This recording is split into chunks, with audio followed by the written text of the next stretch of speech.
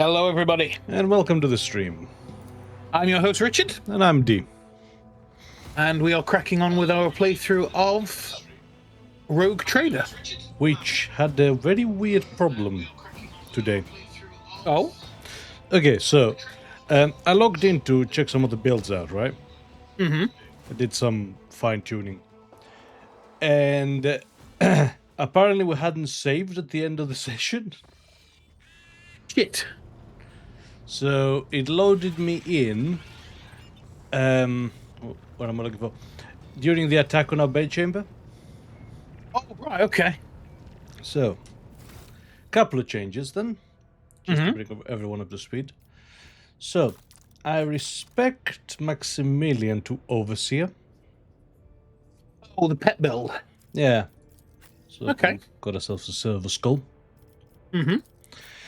I don't know whether that's better or not. Right. Like, it's definitely going to be different. Okay. But I was thinking that we actually kind of lack support. That's fair. In hindsight, I probably would have liked to be a sanctic psyche for Maximilian. We did have that, But either way. yeah. So, slight change to our Ballard. Same build and everything. Yep. Except, and that's a big one, you know how I said that fleet combat training actually looks good? Yeah. Well, it is apparently. Ah, okay. So, yeah, he has it now. Good. But apart from that, it's largely the same build. Mm-hmm. Some fine-tuning of the system. Nothing major. Okay. Just a couple more of, just fine-tuning. Did it with the Navigator and Pascal. Okie. But nothing woo for them. Yeah. Like I said, the RogueTrader has a server skull now. I named him Yorick. Yorick, I like that. Alas, poor Yorick. So, yeah. Apart from that, skills are roughly the same. Mm-hmm. Not much difference there. So, yeah, really. All right. Sounds good to me. We can go back into the Expanse. I'm gonna talk to everyone to verify that we actually haven't missed something. Lord Captain. That's fair. Lord Captain. Yeah, interesting how you can dismiss everyone now. Right.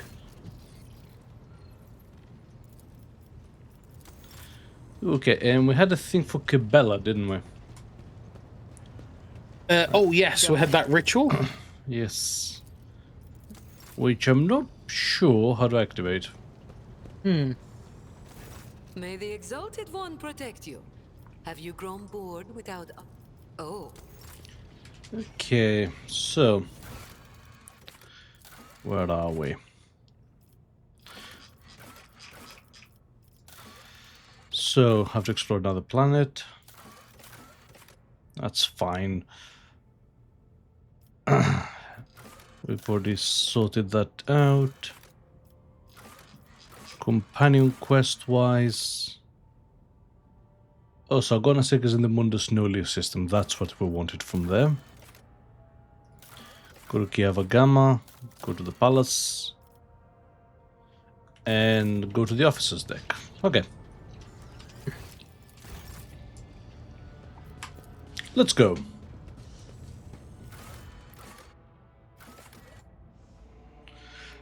Let's see what the situation with Cabela is about. Yeah.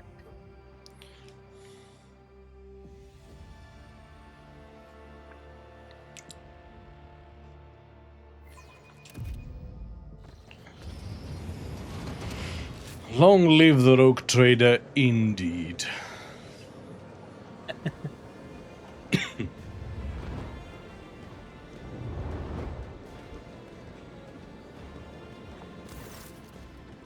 Cabela stands out clearly from the officers in attendance, both for her favouring the full regalia of a member of the bloodspun web of a formal attire, and for the empty space around her.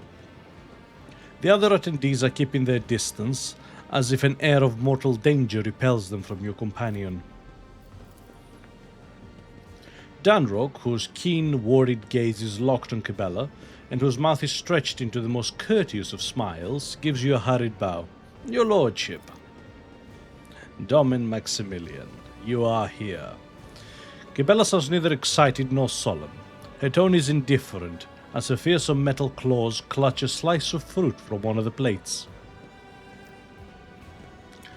I see you have found a delicacy that is to your liking. She smiles. Food like this is impossible to come by in the lower bays. I do not know what this is, but it tastes incredible. Juice is dripping down her fingers and hand. It seems like she's the only one here who has not lost her appetite. The officers' faces have turned into pale, alarmed masks, and none of them is in a hurry to enjoy the feast. So how do you like the ceremonies on the upper decks? I am attempting to peer through the florid shell to the core, yet it continues to elude me. Cabela looks you in the eye. What is the purpose of this ritual, Domin Maximilian? Explain it to me. It's not about camaraderie. Most definitely not. I don't... What was that quote from Bilbo? I like half of these guys half as well as I should like, and I like less than half of them half as well as they deserve. Which is such a tongue-twisty thing. It's like, is he saying a good thing? Is it... What?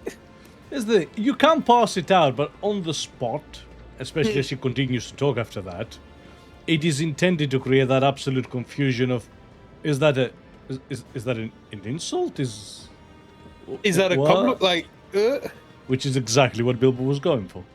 Yes. Anyway, gratitude. My crew is willing to give their lives for the dynasty. That's not bad, actually. Power. Yeah. These people came to the snap of my fingers. They look at me, hang upon my every word and gesture, hoping against hope that I might grace them with a smile or a glance. Well, that is what it is actually about, actually. Yes, but that's not what we're going to say. No. It's all about gratitude, you see. My crew is willing to give their lives for the dynasty, and this is my way of praising their service. Does one merit gratitude for doing what their duty demands? Would those people act differently without your show of appreciation? I hope that is not the case. Oh, but it is. It is. These guys are all vultures and scavengers waiting to pounce. Look at them with their beady, dark eyes. I should know. I was one of them. I am too conspicuous besides the rest of your servants. Cabela looks at the other guests, and they quickly avert their eyes. A fitting mask. That is what is required for a ritual like this. I came unprepared. It will not happen again. Oh, not at all. I want this reaction. Yes. I want them to know that at any moment, I can order my pet assassin to turn this place into a bloodbath. In fact... How are you, anyway? I feel wrong. Strange people, strange sounds and gestures. Cabela lets out a sharp breath. Her gaze becomes vacant and her hand reaches for the table knife. I am losing myself in this whirlpool. Grasping the knife, she begins to carve lines right into the expensive wooden tabletop.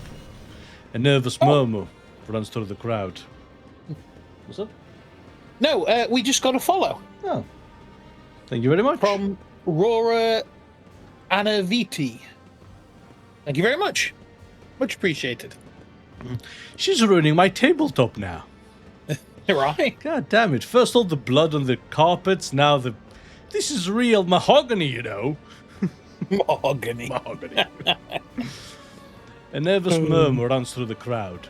Their tense gazes are locked into the harmless-looking, barely sharpened metal utensil in the hand of the cultist of the blood-spun web.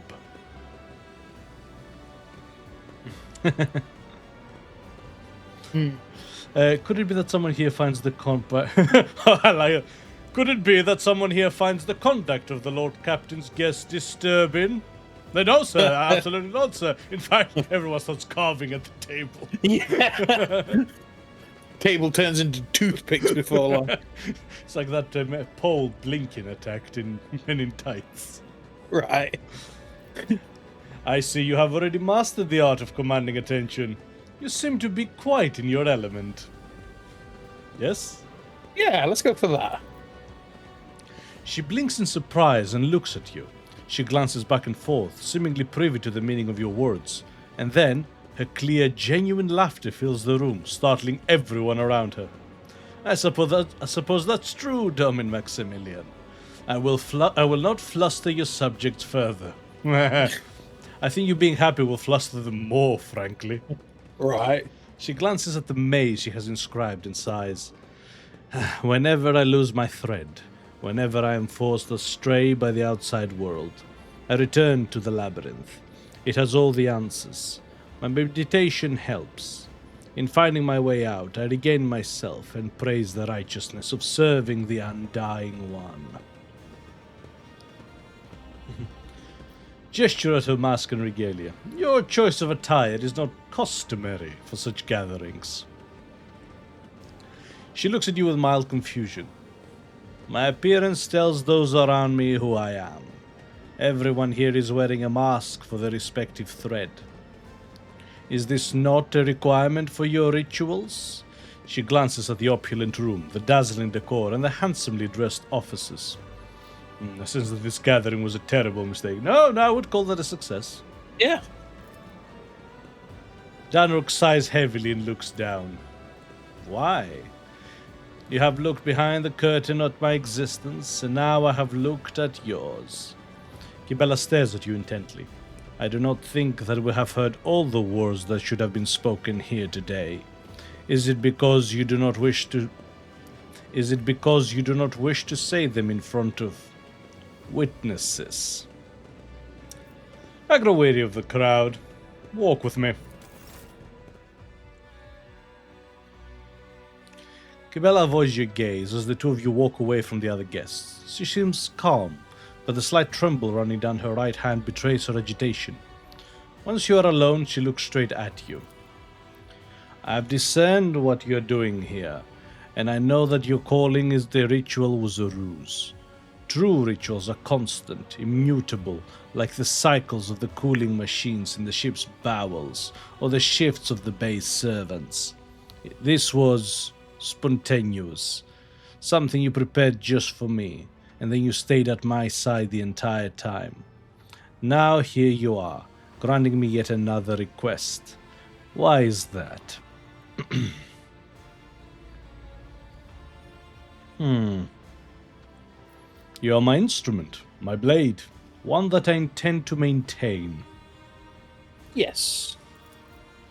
You wanted to sharpen me. Her expression hardens. You are wise. Now that I have studied your world, I can excel as your protector, your servant. Thank you for gifting me this clarity. I have seen enough to understand what masks and gestures his servants use around you. That is enough. Let us each return to our respective threads and aspire to give our all to the Undying One, now and forever.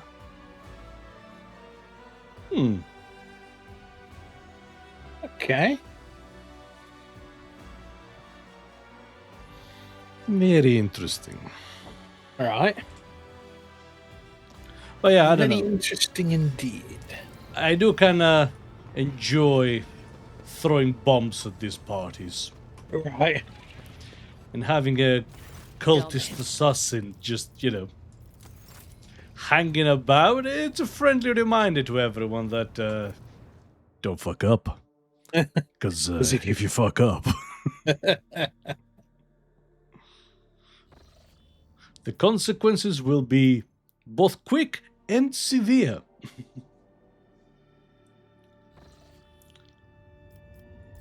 Okay. Now, I believe we did this yesterday. I believe so, yes. Yeah. So we also lost that bit. Right. Yes.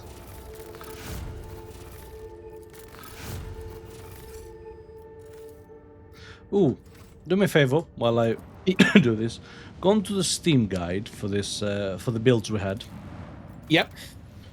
At the very top of the document is a link to a Google Doc.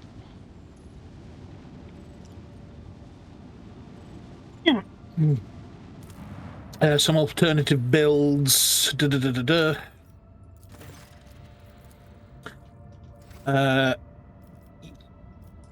Yes. Community RogueTrader unfair builds and resources. Is that it? Sorry? The Google Doc. Is that what it's called? Maybe? Hang on. Swap over to my screen. Okay. Yeah. Is it this one? That's the one. Okay. And what am I looking for? This is essentially a more updated version of what we already have. Right. So it includes the builds we will be using from now on. And also, if you look at the tabs at the bottom, Oh, right, yeah. it also includes things like, what do you call it? A list of all the planets and what resources they have, so we know when to put our Yes. extractors. Anyway, Colony things. Right, okay. so, Lord Captain, I hasten to report the disturbing news brought to me by the machine spirits of the ship. The matter is extremely delicate and concerns Lady Cassia. You see, since her first day aboard, her presence has been a disturbance to the crew's way of life. If you'll allow it, I've prepared a detailed report.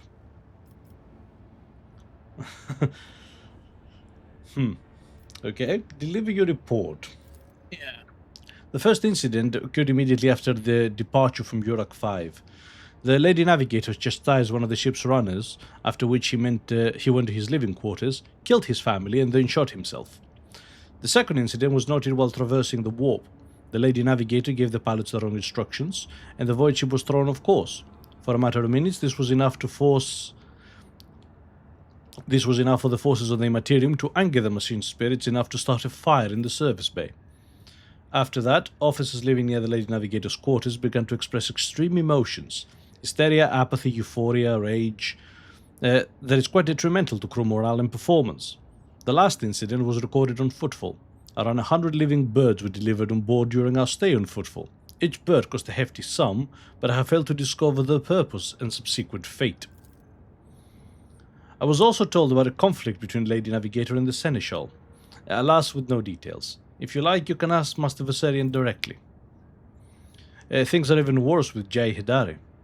I intercepted a voxcast in which he promised you would, and I quote, end that Kashka if she ever saw her again. If I may, Lord Captain, the Lady Navigator's state of mind worries me. She is self-contained and she does not mesh with the crew at all, which is why everyone avoids her. Even senior officers can be superstitious. I fear that only you are in a position to talk to her on an equal footing and improve the situation, for the sake of the crew's safety and that of Lady Cassia herself. She's a weird duck, I have to admit. He is an odd duck. Very much so. So yes, we'll have a chat. For she needs to adjust to the way of things. Yeah.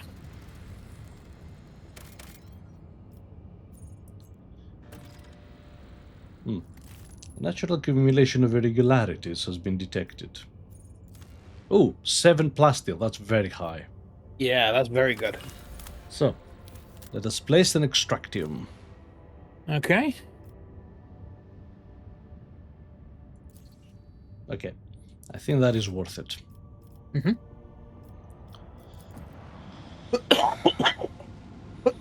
So we have some Excuse unknown me. ships. Mm-hmm. So yeah, familiarize yourself a bit with the Google Doc. Yeah, I'm just having a quick look through now, trying to figure it. Enemy contact. All hands make ready Oh, to shit. unleash our fury. Eldor. Oh.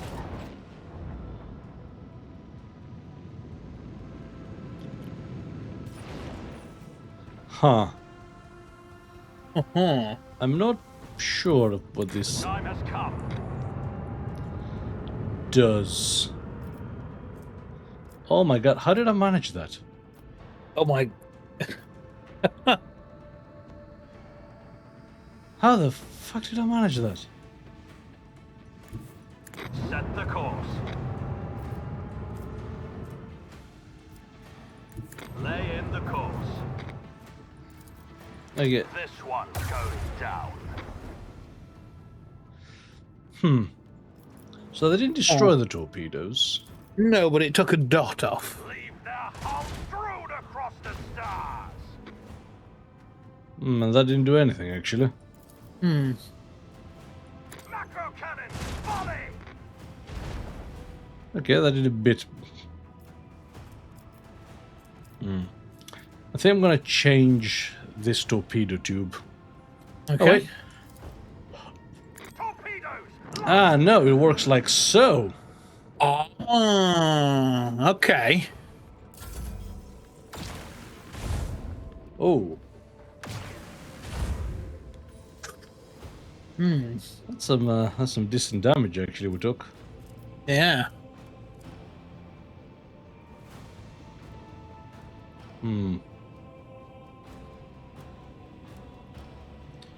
So, how do torpedoes work then? I'm not sure. Oh, you can see in the left, actually, they have their own movement Ah, thing. So those two torpedoes are about to fire. Leave their hulls strewn across the stars. it's gross.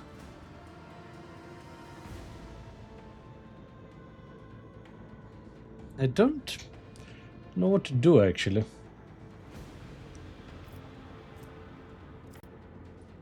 Onward.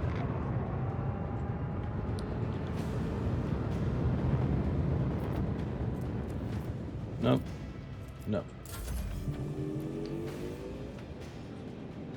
So the torpedoes will keep flying around the map? It looks like, yes. Huh.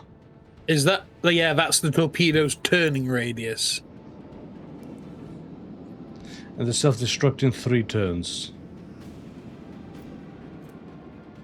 Ah, and they can detonate. They have proximity fuses. Okay. Yeah. So yeah, those torpedoes will go out in a turn now.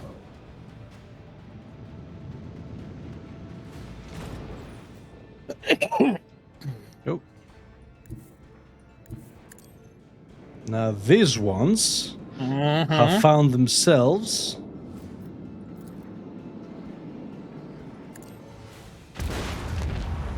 Ooh! Cleared out. Okay, that was actually pretty good. Another salvo. Ah. The time has come. Annihilate them. Okay.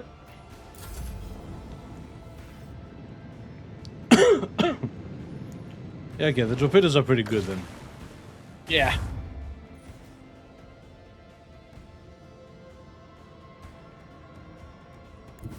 Lay in the course. Okay. Macro cannon, volley. Keep chucking some micro cannons at them. Yep. Bleed them. The time has come. Let's see if we can chuck a good broadside. Strewn across the stars. God damn, Elder. Right. But this... Oh, I think I'm liking the torpedoes. Yeah. Fit for the fond Valancian Very battle. nice. Nice. And we've got some Wraithbone. Ooh. Nice. Okay. We need to repair the damage on our ship as well at some point. Yep. Oh. So, I was going for this, but we have an ability. Oh, okay. So, swing turn, warp wave. We already have torpedoes and the swing turn. Then we have Orc Augury. Next turn gets more range. That could be nice. Mm-hmm. Huh. While moving, can make its next turn at 90 degrees instead of 45. I like that. Yeah. Reinforced void shields. Sorry. Flows of the materium cause an enemy ship to immediately turn 45 or 90 degrees. If an enemy flagship has suffered hull damage, this turn additionally deals more damage. Huh, neat. Hmm. So I like the idea of being able to turn sharper. Yes. Can we respect the ship? Oh, I don't know. Let's have a look. Okay.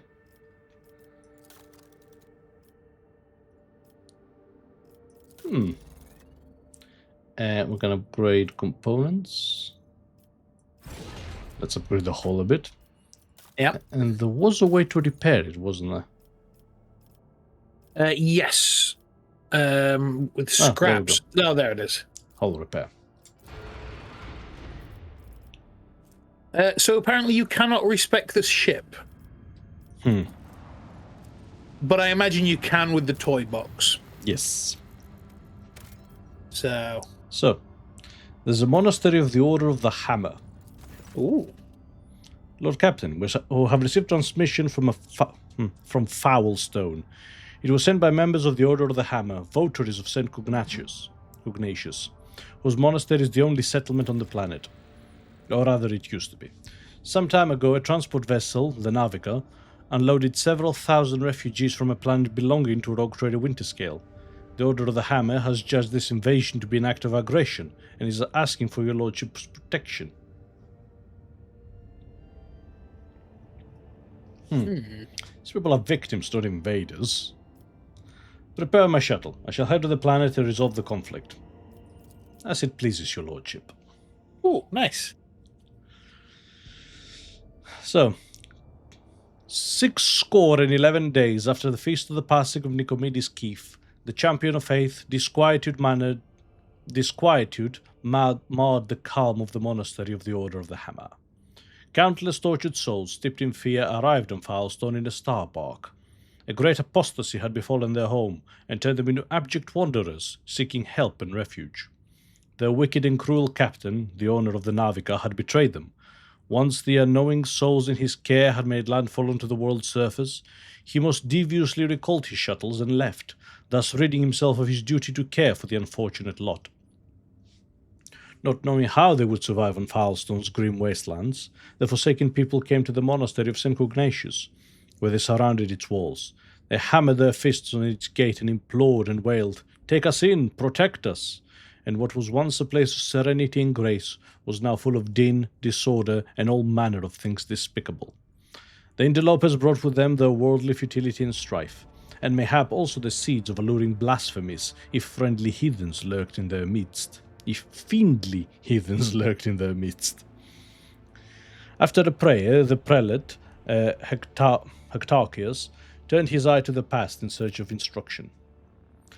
Prelate Hectarchius recalled the first missionaries to set foot on Foulstone's vast wasteland, led by their zeal for serving St. Cugnatius. And those missionaries had received the blessing of Nicomedes Keith, the champion of faith who had travelled with them in their star bark, to found in this place a humble and pure abode, wherein they cultivate the wisdom and piety. And St. Cugnatius, a man of great endeavours, a warrior and wise artificer, never cowered behind the walls of a librarium, but stepped bravely into the darkness, carrying light in the palm of his hand, and he commanded others to do the same. And not only Foulstone, but many other worlds in the Koronus Expanse bear its imprint. And Prelate Hectarius did welcome the interlopers warmly as his guests, but he did warn his brethren to keep their vigilance. The brethren and sisters of the Order of the Hammer came forth to meet the strangers, carrying water and protein victuals and medicinal herbs and jugs of promethium. One of these is not like the others? But the crowd came to blows over viands, and blood was spilt, and many were trampled or mauled in the stampede, some of them dwellers of the monastery. Then the warriors of the Order of the Hammer donned their flak cowls, inscribed words of praise to the God Emperor on their tactical visors, and went forth, ready to render service in battle. See, that could not be a more fantasy in space sentence ever written. That is awesome. With lascan and bolter they pierced the interlopers. With their chainsaws and power flails they struck them, and a great and bloody harvest was reaped that day. But the interlopers too were scant. But the interlopers too, scant though their armament was, and scant to their skill in battle, slew many of the monastery's dwellers, for great were their numbers, and greater the desperation.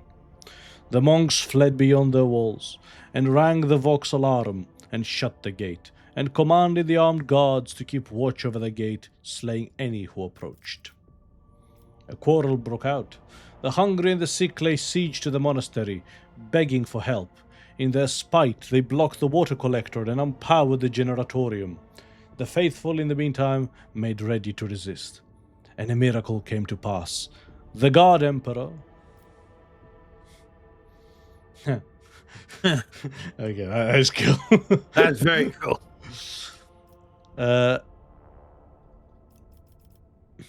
So what do we do? We're not heretical, so they're out. Yeah. We're not dogmatic, so commanded the formidable boarding force to fall upon the interlopers and slay as many as could be slain. Or attack everyone, grading, shedding blood and pillaging his delegation. Bade the dwellers of the monastery to fight the interlopers for his amusement, like beasts of war. Cast a contemptuous eye to the bloodshed, and departed with words of abuse and reproach. Absolute balance, calling me here for this nonsense. Fuck the lot of you. Summon the prelate and the leaders to hold each account for their deeds. That's something we would do. Extended a veil of protection over the interlopers, taking them into his care, and thereby all of Howlstone with them. Do we? Yeah. Establish a new colony. Holy shit. Oh. Okay. Humbly, the Order of the Hammer heeded the God Emperor's confidant, and unsealed the airlocks, and opened the gate of its abode, and brought forth gifts of virtue to relieve the suffering of the ill-stricken. After prayer, the architects set to work, in accordance with the saints' teachings and the parameters set forth in the standard template construct. They erected a spacious living quarters and sturdy fort walls for the planetary militia, and a spacious auditorium wherein to trade and store goods, and a proud sensorum, within whose walls clerks and server bondsmen would maintain order and keep statistical records. And a new yet righteous way of life came to Howlstone, and the people rejoiced, and all was good. I love how this was written, actually. Like in universe. Yeah. Oh, holy crap. So, we have founded the colony of Foulstone. Right. Huh. Oh, indeed. Within said... Alcout loves their city building, don't they? They really do. I mean, it's no coincidence that their first game was Kingmaker. And then the same in Wrath of the Righteous, and now in RogueTrader. Huh? Yeah. So... Huh... Oh, we get different things out of these. Yeah, so... We can only start one of them. Yep. So, the Dominion of the Hammer gives us a power hammer. Pretty good power hammer at that. 2,500 reputation with the Drusians. Ah. And +2 security to the colony. Huh. Okay, that's interesting. So, the privilege of becoming Falson's patron is a tempting prospect for many. However, the RogueTrader's assistance, the Order of the Hammer, will retain ultimate authority over the world. Okay, and they thank us with these. Yes. While the ecclesiarchy lacks a capital in the Koronus Expanse from which to guide the faithful, if Hallostan's attains to the status of cardinal world, the Adeptus Ministorum will ensure the prosperity of the new planetary strongholds. Heretics will tremble when they hear the allegiance of House Valancius and ecclesiarchy. Huh. So it gives us, personally, the Emperor's Retribution, 5% critical hit chance against Chaos. 5 holy gifts. Is that 5 full holy gift? Oh, it might be. Because, like, that's 2,500, which is actually the same as this, but more flexible.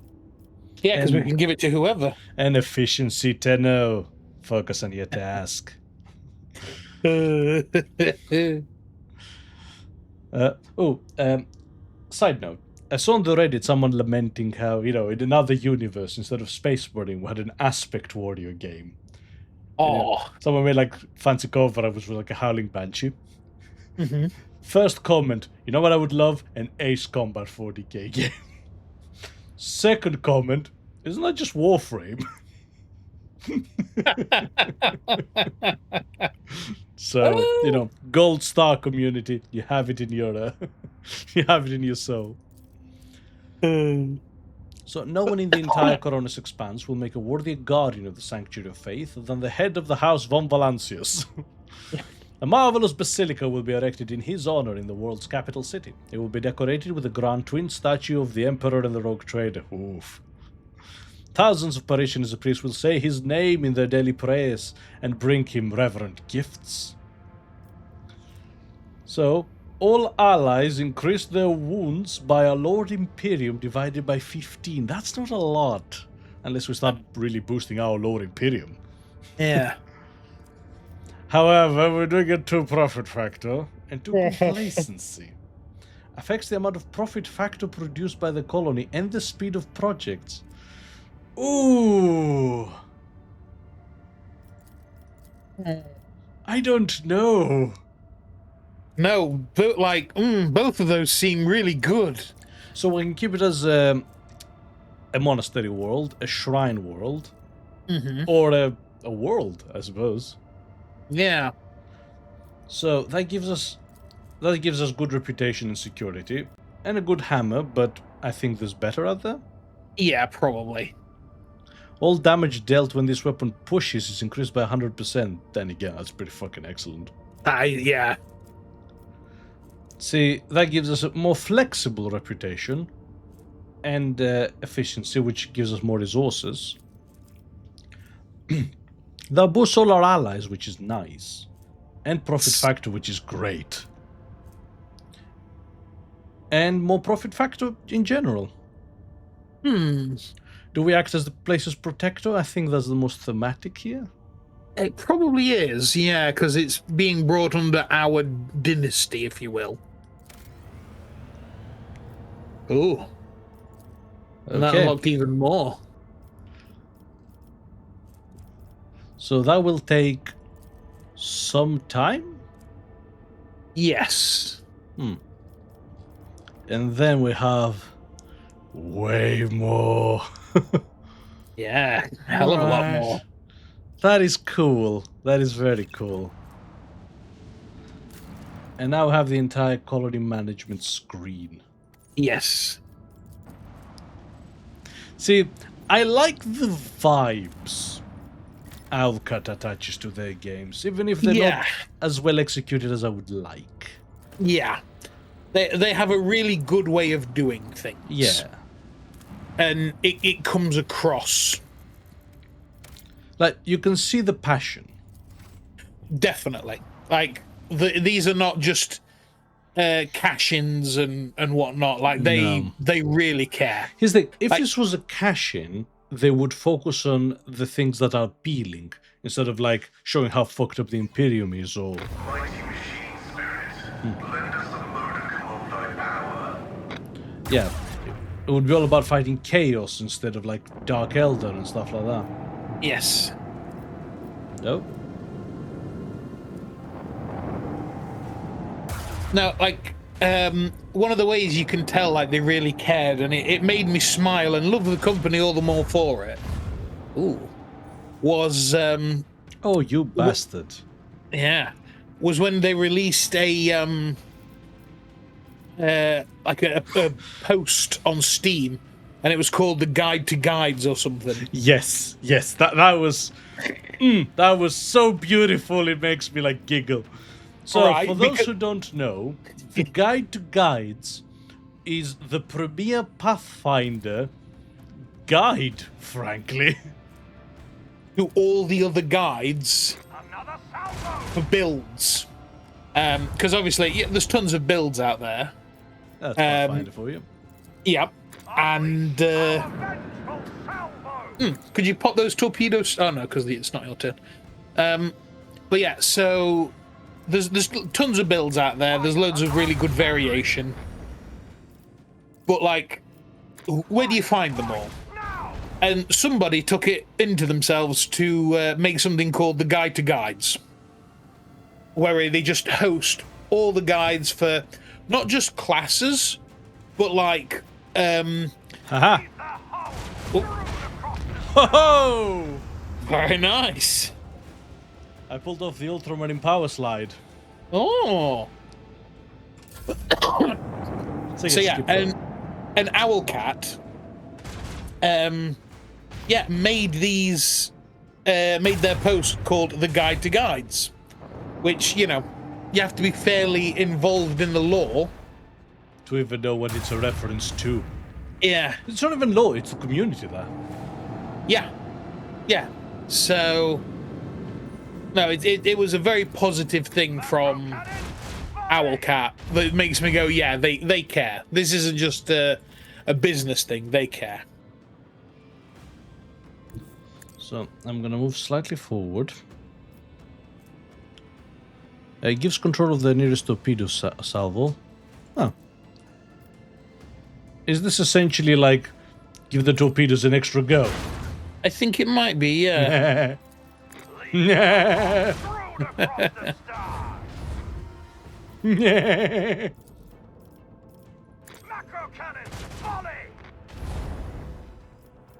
Okay. So here's the dealio, my friend. This one's going down. You ain't surviving the night. Nope. Lay in the course.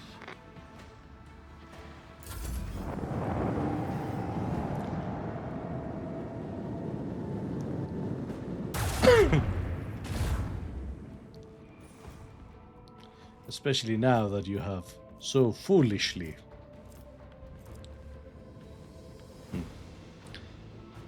So here's what I'm gonna do. Onward. I'm going to move forward slightly. Yes. Another Very good. Which puts him in range of my broadside. But then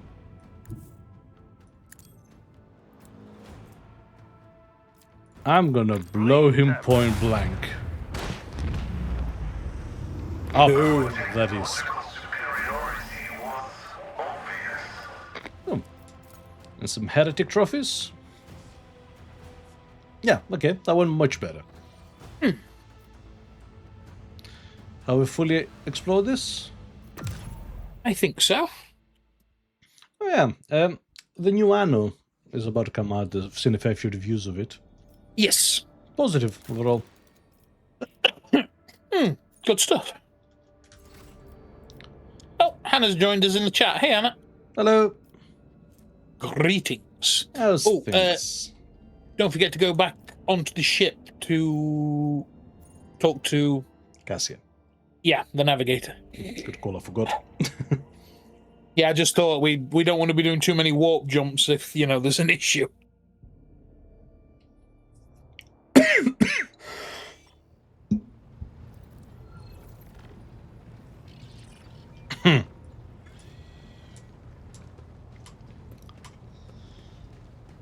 So, Words cannot describe how boring the bridge is without our stimulating conversations. before we start, Cassia, any new special insights? Too many colors. Okay, fine. The hues flicker and intersperse, merging into a single wave. Yes, yes, yes. It's about to crash. I have heard rumors about you not getting along with the rest of the crew.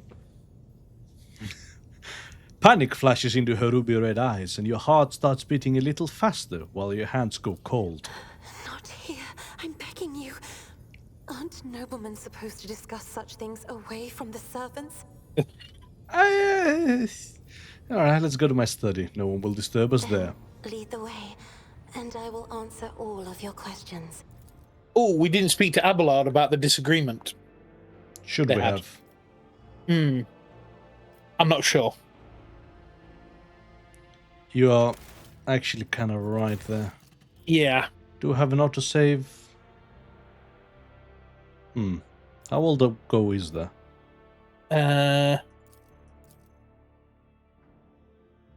It doesn't say.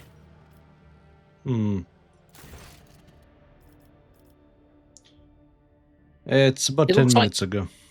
Oh, it's all the space battles and stuff, isn't it? Yeah, I don't want to redo that. That's fine. What is it you wanted to talk about, Lord Captain? I have nothing to say to your unfounded accusations about my conflicts with the crew. I cannot recall me having a single quarrel with any of your people during my entire time aboard. The messenger you rebuked butchered his own family, then killed himself. I haven't rebuked a single errant boy in this ship. She ponders this for a moment. I think I remember. A kind young man with a shy smile and skillful fingers, with too much rotten ochre on his shoulders. I grew tired of the disgusting color and advised him to lighten his burden by casting the weight off his shoulders. He did not come the next day, or ever again. Well, during the warp voyage, you gave the wrong orders, which led to the vessel shifting off course and the service bay being destroyed. I saw something in the warp, something vast, predatory, shimmering with indescribable colors. It came from nowhere and stared at the ship with hundreds of hungry eyes, right there in our path. I decided to change the course while it was still possible, but did not want to sow panic. Would it have been better to tell the crew we were headed straight into the monster's gaping maw? Maybe. The officers are reluctant to be quartered in your chamber, next to your chambers, because of the constant emotional outburst it causes them. Some even maim themselves and others. I already told you I cannot control my abilities. What else would you want from me? Will I be assigned a pariah chaperone, or will you put me in suppressive shackles? Would you mind telling me why you needed 100 species of bird and what you used them for? Admittedly, I'm at a loss myself. The day we arrived on Footfall, I sent a request to the ship's quartermaster and asked him to get me a songbird. But he never asked for clarification, and shortly before we left, I had countless number of cages delivered to me, all wrapped in bright red panic with flickering tints of fear. There was a bird in every one. I was so excited, I thought I would have 100 friends instead of just one.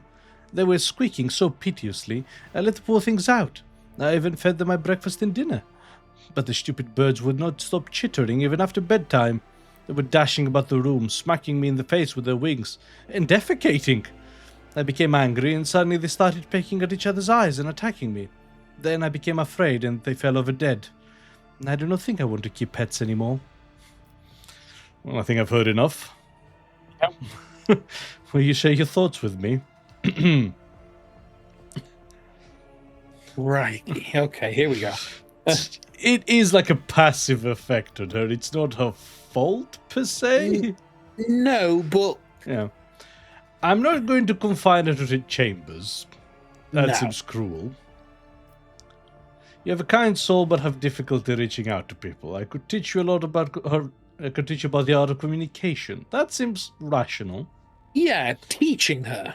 You have done terrible things, but I would not presume to lecture a person of noble blood. No. No, we don't stupid. track with that.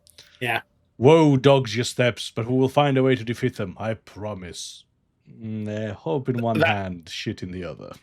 Yeah, that's empty platitudes, that is. Everyone who has dared slander you will be punished. There is nothing reprehensible about your actions. No, let's help her, right? Yes, yeah.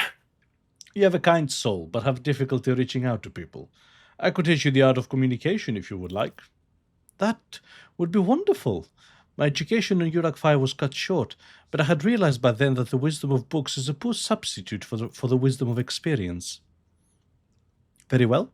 Since we're done with this misunderstanding, I would like to change the subject. It would only be fair for me to ask you a few questions now, wouldn't I? Cassia hesitates and continues in a less confident tone. Do not mistake me. I'm not going to accuse you of anything. It's just that you're the most worthy interlocutor. Wow, that tripped me up. Yeah, On the entire that's ship. yeah. That's a hell of a word, that is. Interlocutor. And you are always so busy. What would you like to ask?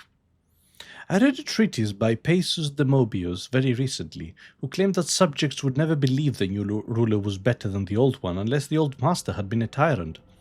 No matter the circumstances, the Loban rabble became deluded about their prospects and rebel in favor of their base desires. What would you make of that? Huh. Oh, wow. Oh, persuasion is amazing, but that is terrible.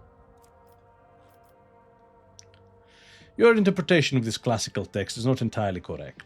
If the subjects have run across them to the ruling house, all the sovereign must do is refrain from breaching long-standing traditions. Adjust unwanted laws as gradually as you would shift the bed on a flooded river, and no one will ever take your power from you. That's fairly rational. Yeah. Oh, it has always been my opinion that subjects expect two things from the sovereign: to abuse their power and to bless their babies. Succeed at both and boring asses become necessary. Jesus Christ. Well, you know, that's too fucking real at the moment. Right. So let's not stray into these kinds of politics. Yeah. Forgive my temerity, Lady Cassia. I was looking into your eyes and completely forgot your question.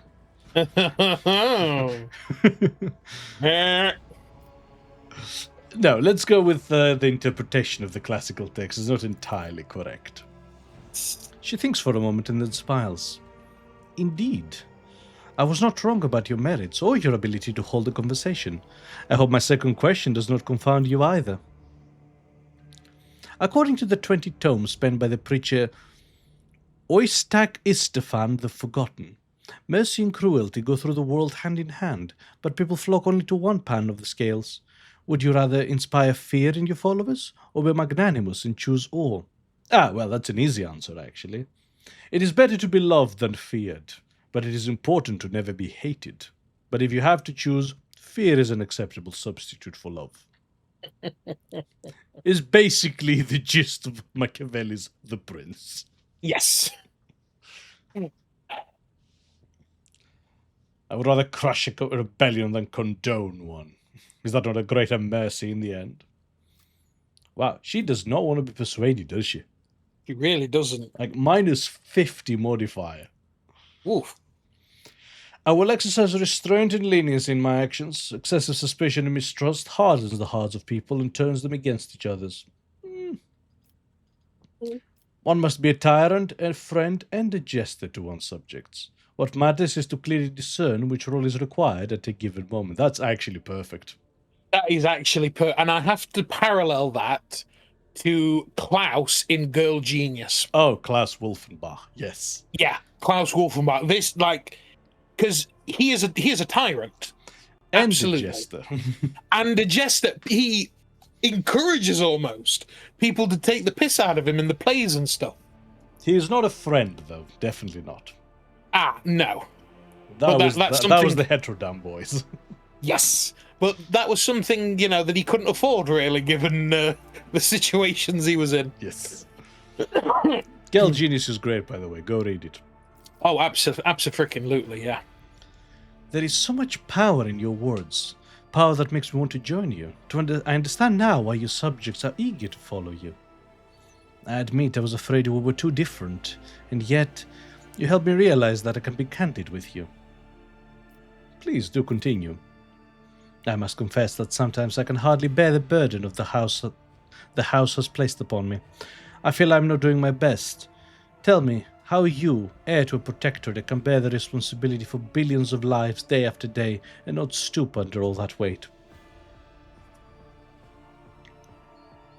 It is not always easy, but I do try to lead the dynasty towards prosperity by worthy means. Yeah? Yeah, I think that's probably the closest.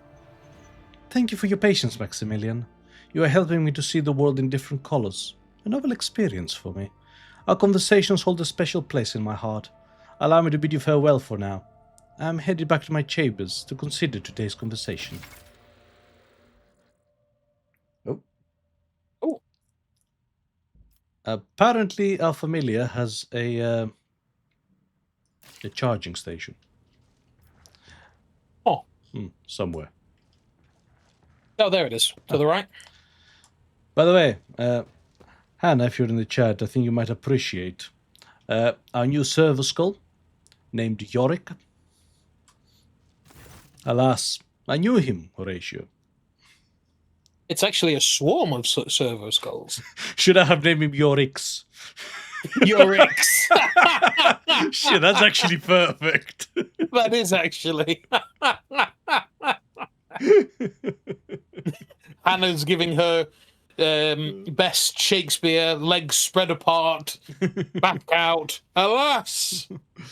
The servo skulls greet you with a chorus of binaric trills as you approach. I like to think that the middle one is Yorick. Mm. Oh, first time chat, Aurora Advent. Hey, thank you for the follow earlier. Much appreciated. Yes, hello. Let's examine the skulls for any information on the people they were made of. Inside every skull, you find a small panel containing a cast metal plaque. Huh. Okay. Loyal servant of the Imperium, Administratum Adept, Grand Chronicler, Evangeline Avik. Cause of death, suffocation. Defender of the Golden Throne and all of humanity, brave member of the Imperial Guard, Bapas Girodis, melee combat expert. Cause of death, ambush. Data deleted. Alright. Oh wow, difficulty modifier 50. Probably Fucking wait hell. on that one.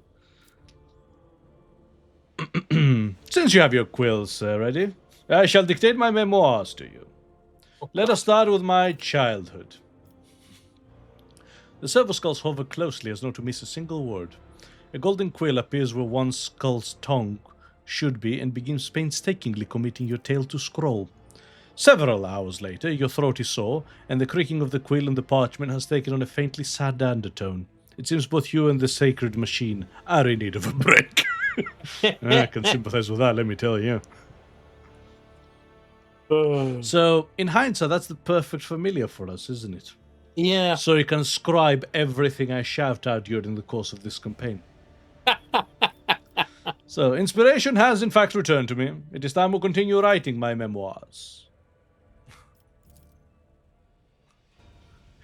3 watch hours later, the servo skull ends the epic work of chronicling the many hardships and adversities of your life. When I was young, I wanted a pony. Sadly, they were extinct, so I was given a horse instead. The tragedy haunts me to this day. So that's sort of an original. Darren from Wrath of the Righteous had a similar story. Your magnum opus is complete, and although it may look like meters and meters of jumbled parchment now, you know it for what it truly is. The memoirs of the greatest rogue trader to have ever lived, carefully recorded by a servo skull's quill. Damn straight. If the wearer is not a rogue trader, they get +6 coercion, commerce, and persuasion. That's fun. I actually got an item out of it. I have work to do. Come, will you help me clear my backlog of paperwork? The servo skulls obey and follow you to your desk, which is buried under mounds of reports, dispatches, missives, and God Emperor knows what else. Several hours pass in the blink of an eye. Your head feels heavy from the volume of decisions you have made in this span of time, and from the incessant buzzing of the servo skulls by your ear. However, you have nothing to rebuke your assistants for. Thanks to their help, you have managed to make a considerable dent in the impregnable wall of bureaucracy that serves as the lifeblood of void ship captaincy. Now I'm going to save and see what the designs can tell us. Nothing. Test failed. And I can't repeat that, so Yeah. I'm going to use my mastery of time itself. The spell is called Takesies Backsies. The spell is called There's No Shame in Quick Loading. Safe scumming is an ancient and noble art that I refuse to hear any negative comments on.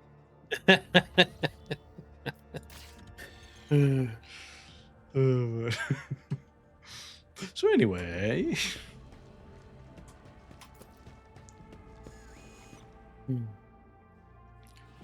Come, Yorick. Let us head Captain. back into the Expanse. Lord. Okay, that's everyone, right? Yeah, I think so. Yeah, okay, cool. Back into the Expanse. Yes.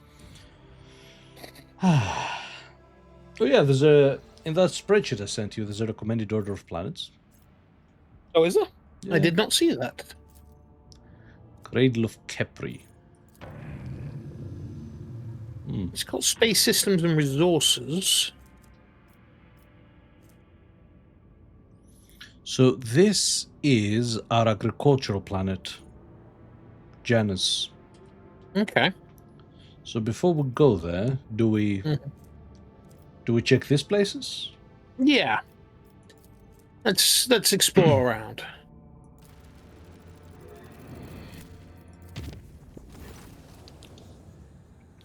Lord Captain, permission to address you with a request. Our head Karurgian is sabotaging the ship's operations. He has quarantined several voidsman crews on account of piddling sickness. People don't even go to the medbay when they come down with it. They just wipe their noses and keep working. Only a dozen or so died with it in a whole year. We're sitting on our hands here, so I ask you to talk some sense into him. Our Letard Furious. Your vox clicks and you hear a dry, nonchalant response. Greetings, Lord Captain.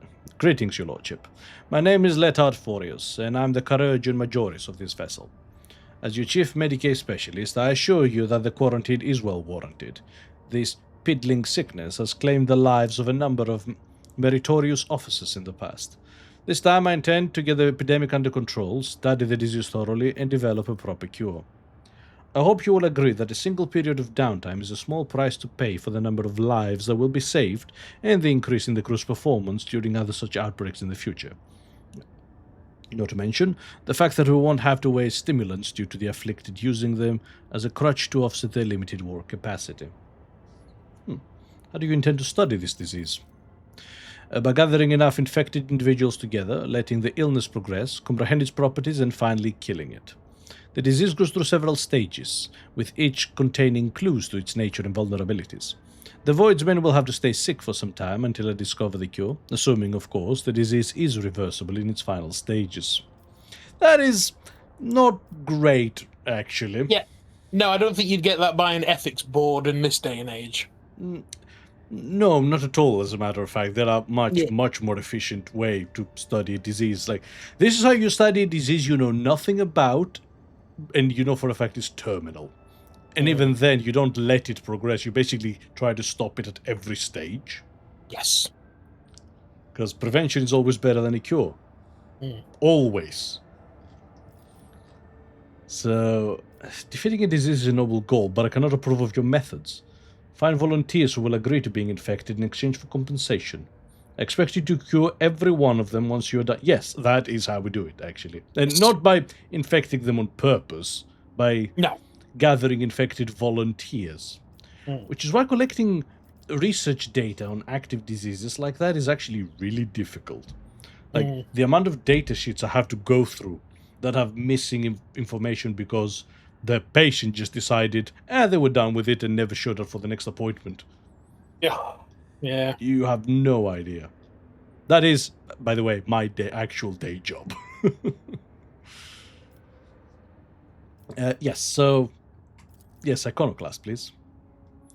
Yeah. This may limit the potential of the study, but this approach is also acceptable. I will make up for the lack of material with my expertise. Thank you for taking your crew's own health into consideration. Should you require my services, you may find me at the bridge, your lordship. Lord Captain, I bring dying news. Come on! Jesus Christ. A feud has broken out between the clans that maintain the Void Shield arrays. Why do we have clans for that? The rumor has it that the late Lady Theodora was seen on the lower decks, and so one of the families called for a rebellion against the usurper of the void ship, that is, you. So far, no one believes their mad tales, but unrest has begun at the fringes of the compartments. The ship's enforcers are ready to eliminate the instigating clan or pacify the entire Void Shield crew. The decision is yours.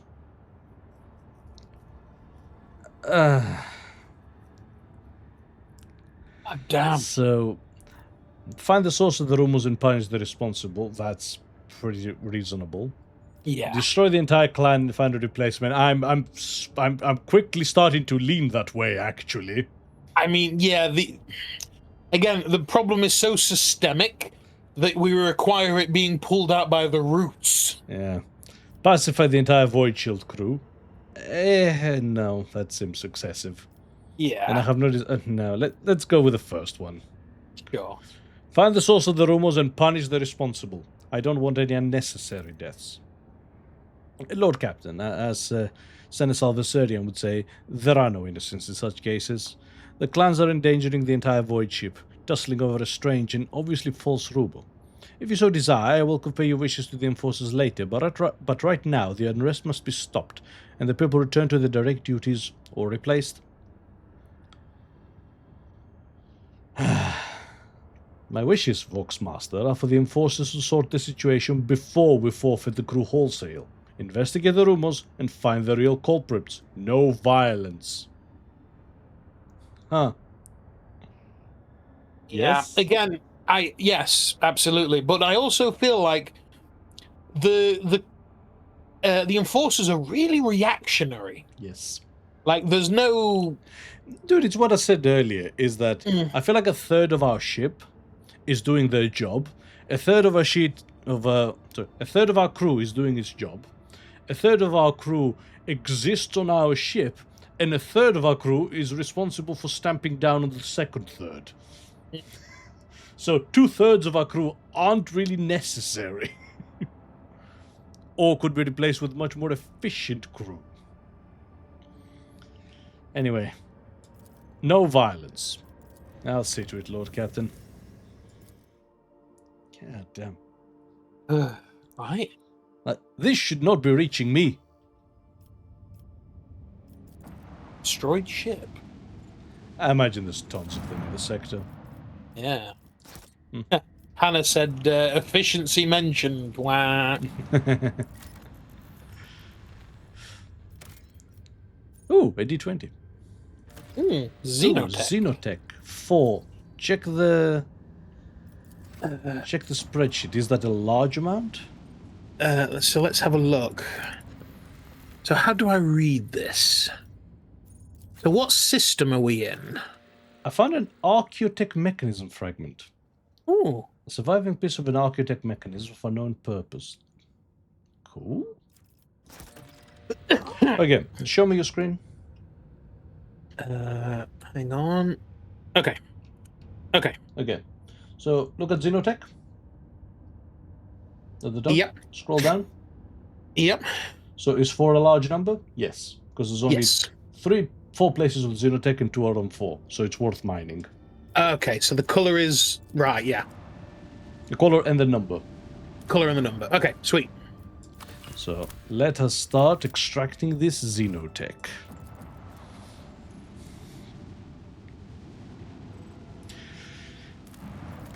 And that looks weird. It does look very weird. So Promethium 5. Ooh. Hit me with it. So let's have a look. Promethium 5, not a good number. Okay. We're looking for 7s.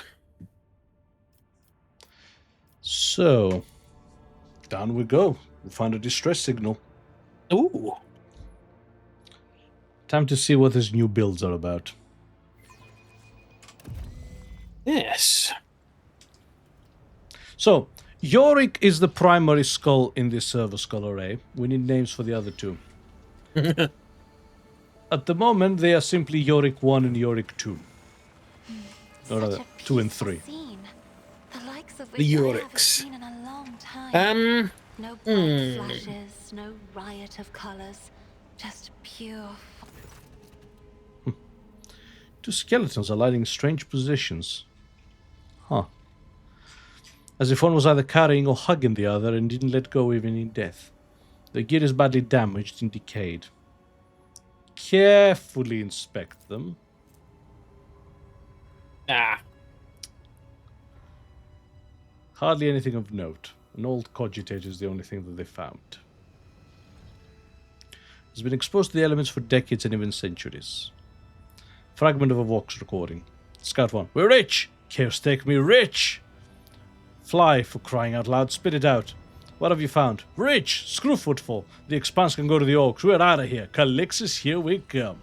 Yeah, because with our record, Calixis is definitely the place to go. What makes you think life is better there anyway? I want a house on some planet. A mansion with a lion statue at the entrance. It'll have a servitor with one job. Dusting my lion statue. Fly, you idiot. You're still on a dangerous planet. Quit sending me your hollering. Get back here or just tell me what you found already. Fly, you coming? I'm coming for you, dumbass. If you're not responding just to mess with me, you're dead meat. So why did we miss out on the awareness? And is it worth reloading for? Victory awaits. Maybe. Now, do we get it? We do not. An expected result. Okay. Lady Cassia, is something troubling you? Once again, you have read my mood like an open book, Master Van Cox. My eyes, they still ache from the kaleidoscope of colors I see around me. I'm actually gonna save here. Some Xenos lore. This explorator is blessed with multifunctionality. Bond structure belonged to an Eldar. Okay. So let's examine the transmitter.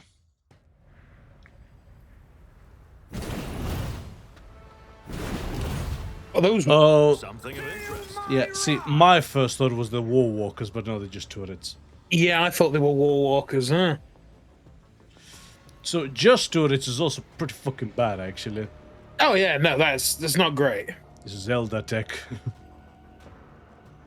And they're all protected. So Abelard can probably reach this one. It looks like, yep. Or at least tank it. So the Inquisitor can stay here because he'll need buffing. Everybody else, I'm gonna have to keep in like decent proximity to each other. Yeah. Agenda over here, Cassia over here. Pascal could probably do some real damage to the turrets. Okay? Alright. So.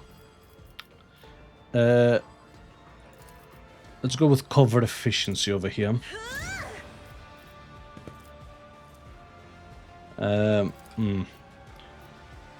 That's not half bad for range damage. And a front line. Let's put it on that turret over here. Trench line stratagem, cover efficiency, yeah. Okay.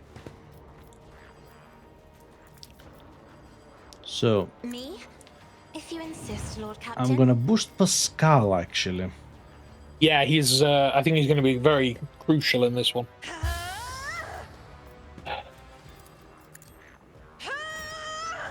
Okay.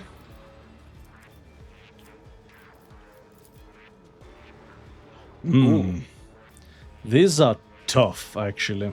These are quite tough. Beyond the science of soul comprehends all. Okay. Yep. Let's hit him with the bounty. Yep.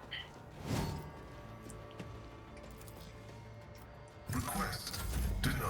Okay. And with Cassia's last turn, hitting them with the leadless stare wouldn't do anything, would it? No, I don't think so.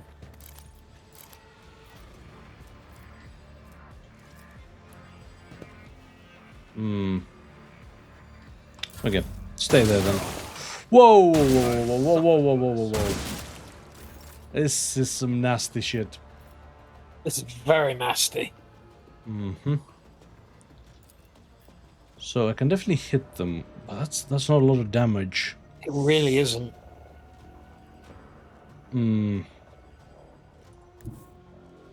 Guided by faith.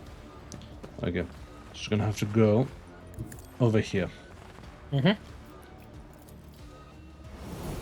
As the Emperor commands, I act.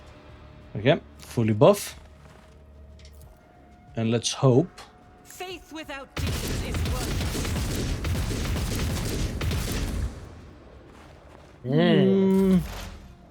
I would have liked some more. The scriptural prognosis is favorable. Ooh, 45 actually. Request approved. And then he can also follow up. Whoa, Very nice. 71. Those debuffs, man. Ooh. Ooh. Ah. God damn. Oh, they did a number on Abelard. They really did. It's the most damage he's received. My place is at the fore. Okay. Let us... It will be done.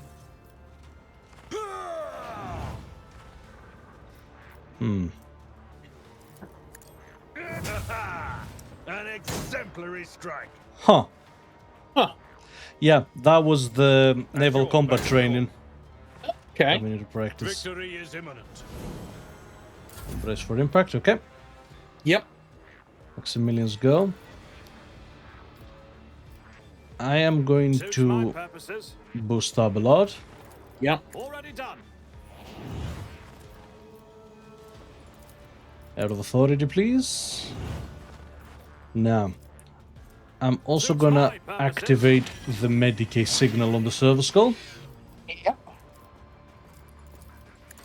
and tell Abelard to have another go.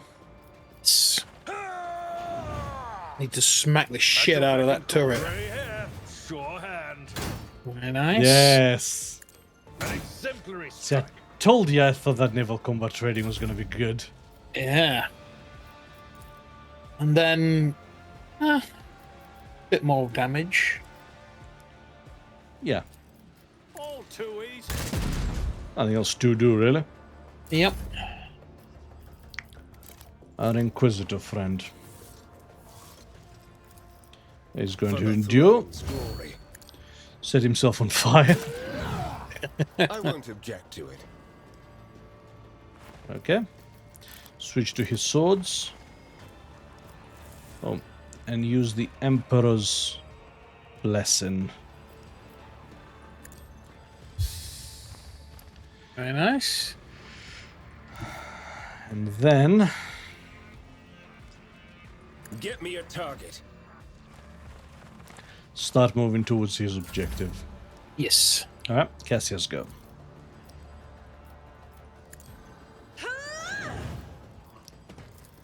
I'm afraid not. Okay. All allies in the front line do more damage to armor. Okay. Hopefully that will work. If I may, High momentum. Ooh. Doubt is for the weak. As the Emperor commands, I act. I'm gonna activate all her Power buffs. resides in the will of the righteous. Can escape the Emperor's judgment. I'll do it. Faith without deeds is why I was chosen. I'll do it. You, my Emperor! I refuse. Okay. Not bad. Respectable, actually. Yeah. Very respectable. Ooh.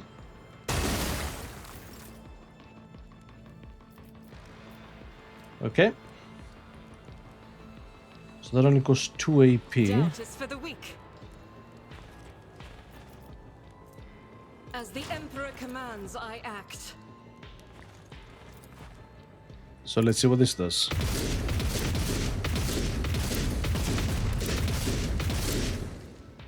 Almost. Not Faith bad. without deeds Yeah. is worthless. Not bad at all. Now, Pascal. I'm gonna try to relocate him over here. Yep. Hunker down. Knows all, comprehends all. Oh shit. Does he not reach? Ah, not on that one. Damn it.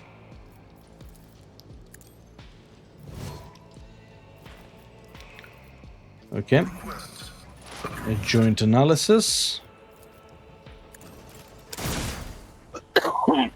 Let's hit it with an overcharged plasma shot. Just a moment, I'll revert to more conservative tactics. It will be done. Yeah, Abelard's actually really injured Yeah, it really is. for the first time Reduced to dust. in a long time. Yeah. At your beck and call. Monofilament. Huh. Oh, Do an exemplary strike. You're not At getting your a... beck and call. flashbacks too right, I am, yeah. So, for perspective, I managed to, over the years, hit Richard with enough monofilament attacks in my Elder army Nothing I can't do. to give him PTSD. Already done. I hope you can see this because I'm doing it as hard as I can. Oh, come on. What's a little Skathak Wraithnight between friends? No friendship done. anymore. At your beck and call. Grey hair, sure hand.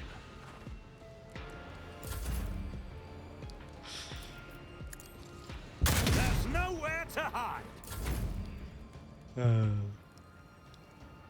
Can he survive that? Lord Captain. I guess we'll find out. Naturally. The Emperor is on our side.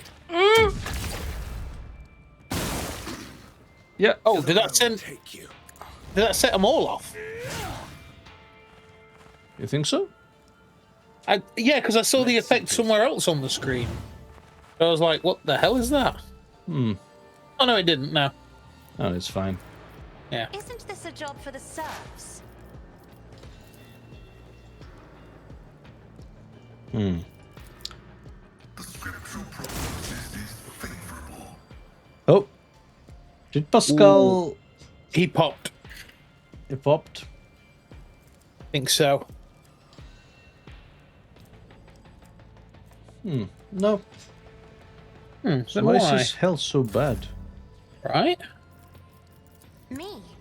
If you insist, No Lord idea. Captain. I'm not accustomed to being ordered around. Oh, maybe he was hit by one of the... Oh, yeah. Ooh. Ooh, god damn. I know, right? Strike is a prayer. Yeah, there's also that That turret is over not there. the Emperor's will. Yep. I'll do it.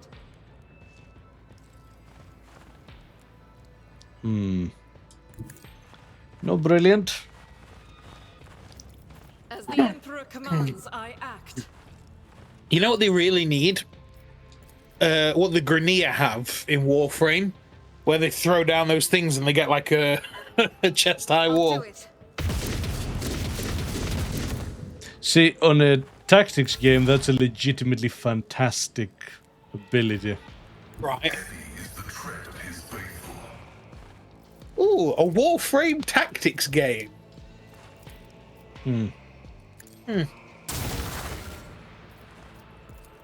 Request approved. Desire condemns you. Okay. Alright. Okay, Abelard healed a little bit. Mm-hmm. It will be done. Exemplary strike. Grey hair, sure hand. Target well struck. At your beck and call. We'll rule the stars themselves. Very nice. Now, the idea is to try to get our boy Victory is imminent. as close to this as possible. Yes.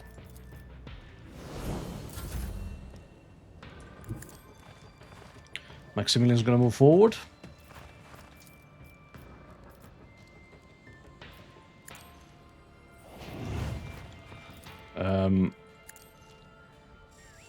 Let's move the server skull over here. Yep. Nothing I can't do. And I will do my duty. let's move Abelard into position. It will Yes. be done. At your beck. Very nice. And voice of command. Now we're good. Ooh. I will bathe this battlefield in righteous fury. I will not. Is this a... I don't think you can get from that side. I'll put my psychic abilities to use. Uh, I won't object to it. okay. He made it, but But of course, Yeah. not cleanly. for the throne's glory. So, might as well. Yeah. Cassia's too far. Me? If you insist, Lord Captain. Isn't this a job for the serfs? But Argenta isn't. Oh.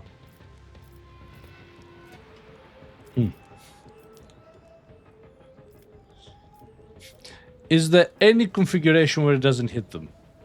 Don't think so. Faith without deeds is worthless. Nope. This is unacceptable.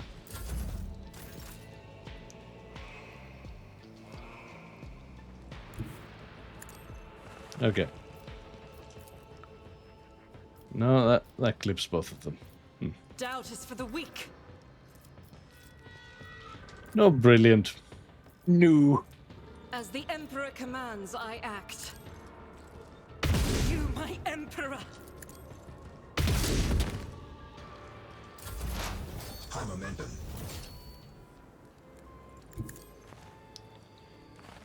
Okay. Yeah. The skull can.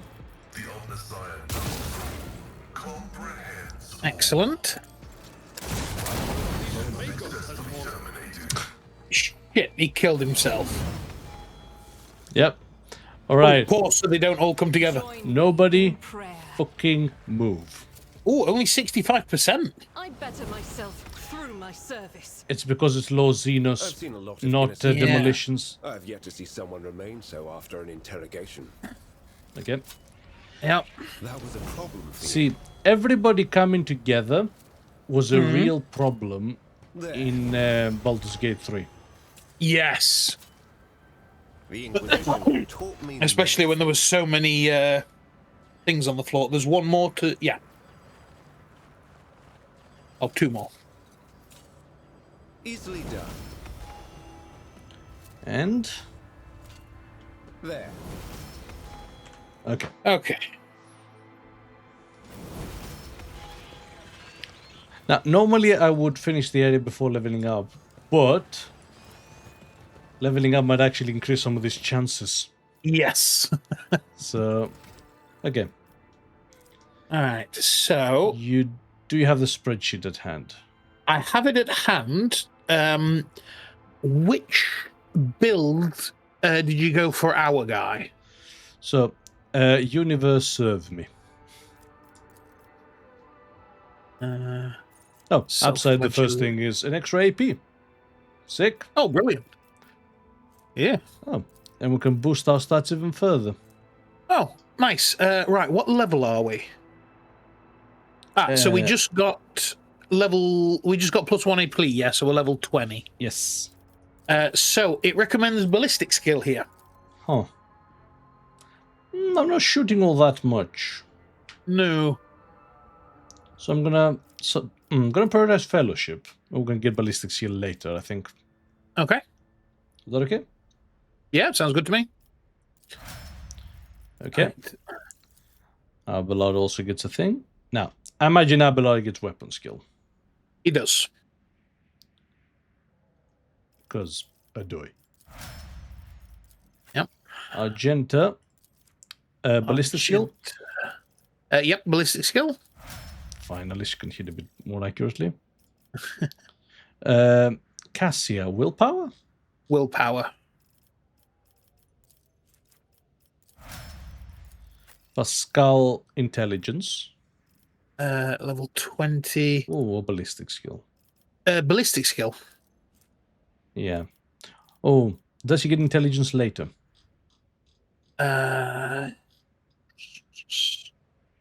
Yes. Yeah. So he ballistic skill first, then intelligence. Yes. I'm gonna switch them around. Okay. Oh, and a talent. Shit. Yes. So, do you want me to tell you what it is? What do we have? Oh, yeah, overcharge protocols. It is overcharge protocols. Because I switched his thing to be a bit better with plasma. Mm-hmm. And weapon skill on Heinrichs? Weapon skill, yeah. Okay. Oh, nice. Yes, that pushed it to 70%.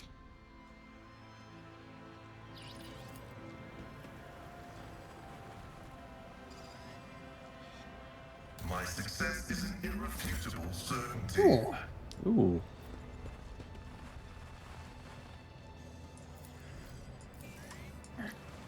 Yeah, I'm gonna save a lot here. Yeah. Operation successful. Ooh. A shuriken pistol and some makeshift heavy xenomesh. Heavy. So can he wear it? He can. Ooh. 60 armor, 4 deflection. Holy shit. And a +2 deflection against non-human. And another 5 wounds. Whoa. Okay, that's badass. Abelard, my boy. That is the shit. Right.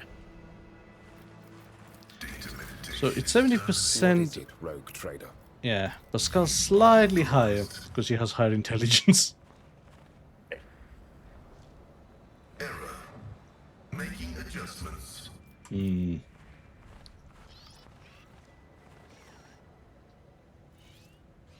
machine god grants me insight. Ooh. These are good stuff. Should try to reload until I get all of them. It is probably good stuff. Oh? My success is an irrefutable certainty. That's right, we can miss one. I don't want to put too much effort. Yeah. What a shameful failure.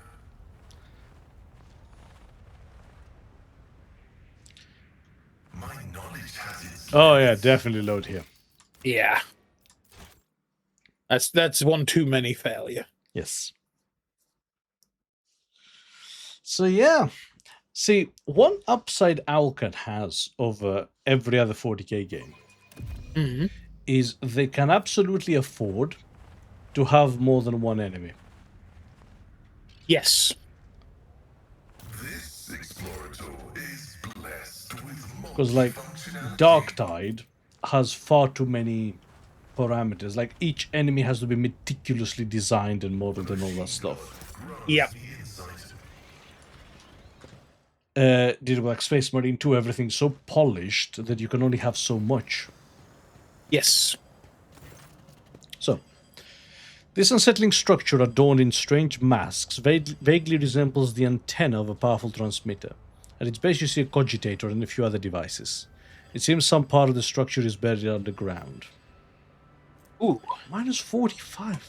Bloody hell. Succeeded, though. You identify a number of elements in the structure. The long-range antenna of a standard class Imperial colonies, the cogitator, the Eldari beacon, and half a dozen other devices of varied origin. They all have one thing in common. This tech is designed to transmit basic signals to neighboring space, the most common being requests for assistance and ship distress codes. So, someone loaded this miserable place with transmitters from various races, in the hope that someone would land here and run into the welcoming committee. Clever. I saw similar tactics used in my years in the Navy. True, in a war zone, you are usually on high alert, but you don't just hair off after a lone distress signal. But in an isolated place like this, you expect the most likely scenario, just a ship that had to make an emergency landing. It looks like plenty fell for it. Noticing with the interest with which Pascal is surveying the construct, Heinrichs asks, "Are you studying the device? Isn't its very existence a violation of the protocols of assembly?" The tech priest's tone is pensive, and his visor flashes. "This statement is true. The construct has been assembled in contravention of the canon law, and must certainly be disassembled. But not quite yet." But who would set such an indiscriminate trap? One who intended to lure in Eldari humans and anyone else? Who is an enemy to anyone? Who is an enemy to everyone and everything? Well, the Dark Elder, for one. Holy shit! We can ask our servo skull to access the cogitator. That is cool! The servo skull swarm lets out a string of binaric signals, and the largest of the skulls instantly digs its mechanical drill into the side of the structure. A painful screech heralds the breaking of the machine spirit's will. You manage to penetrate the cogitator's defenses. Its function is rather simple. The program is designed to activate the transmitter once every 5 years and send out a distress signal. The swarm's anxiously flickering lumens signify that it has managed to extract additional information from the device and is eager to share with you. As soon as you look over it, the servo skulls begin to move.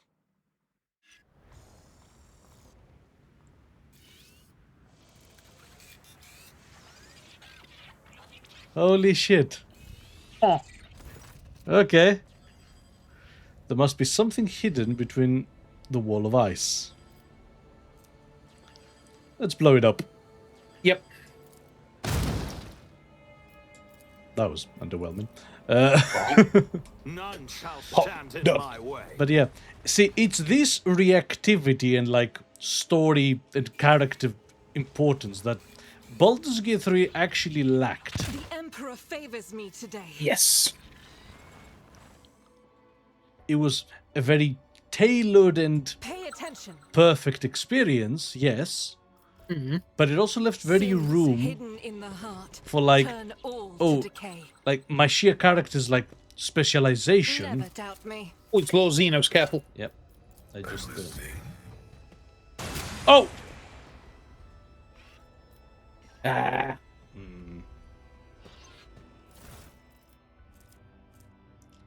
Wraithbone blade fragments, Drukhari stuff.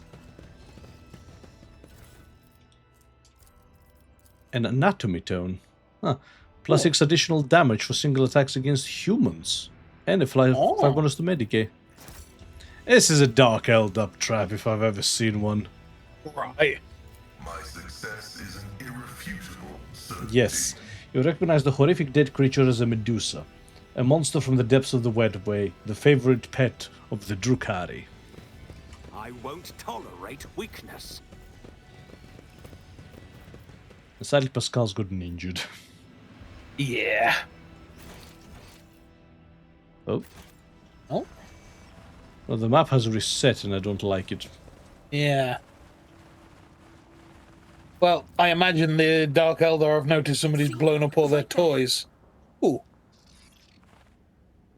The skeleton of a decayed tech priest. The skeleton in decayed tech priest Rose is missing its right leg. Judging by what remains of the bones, the leg was hacked off. It seems the person was still alive when it happened, and the reach is pulled by crawling rather than walking. An emotionless servo skull with no signs of damage.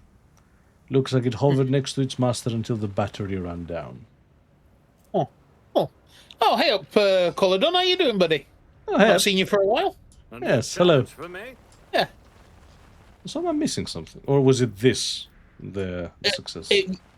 Yeah, so you spotted the first one and then the second one appeared. Okay. Experience. Nothing matters more.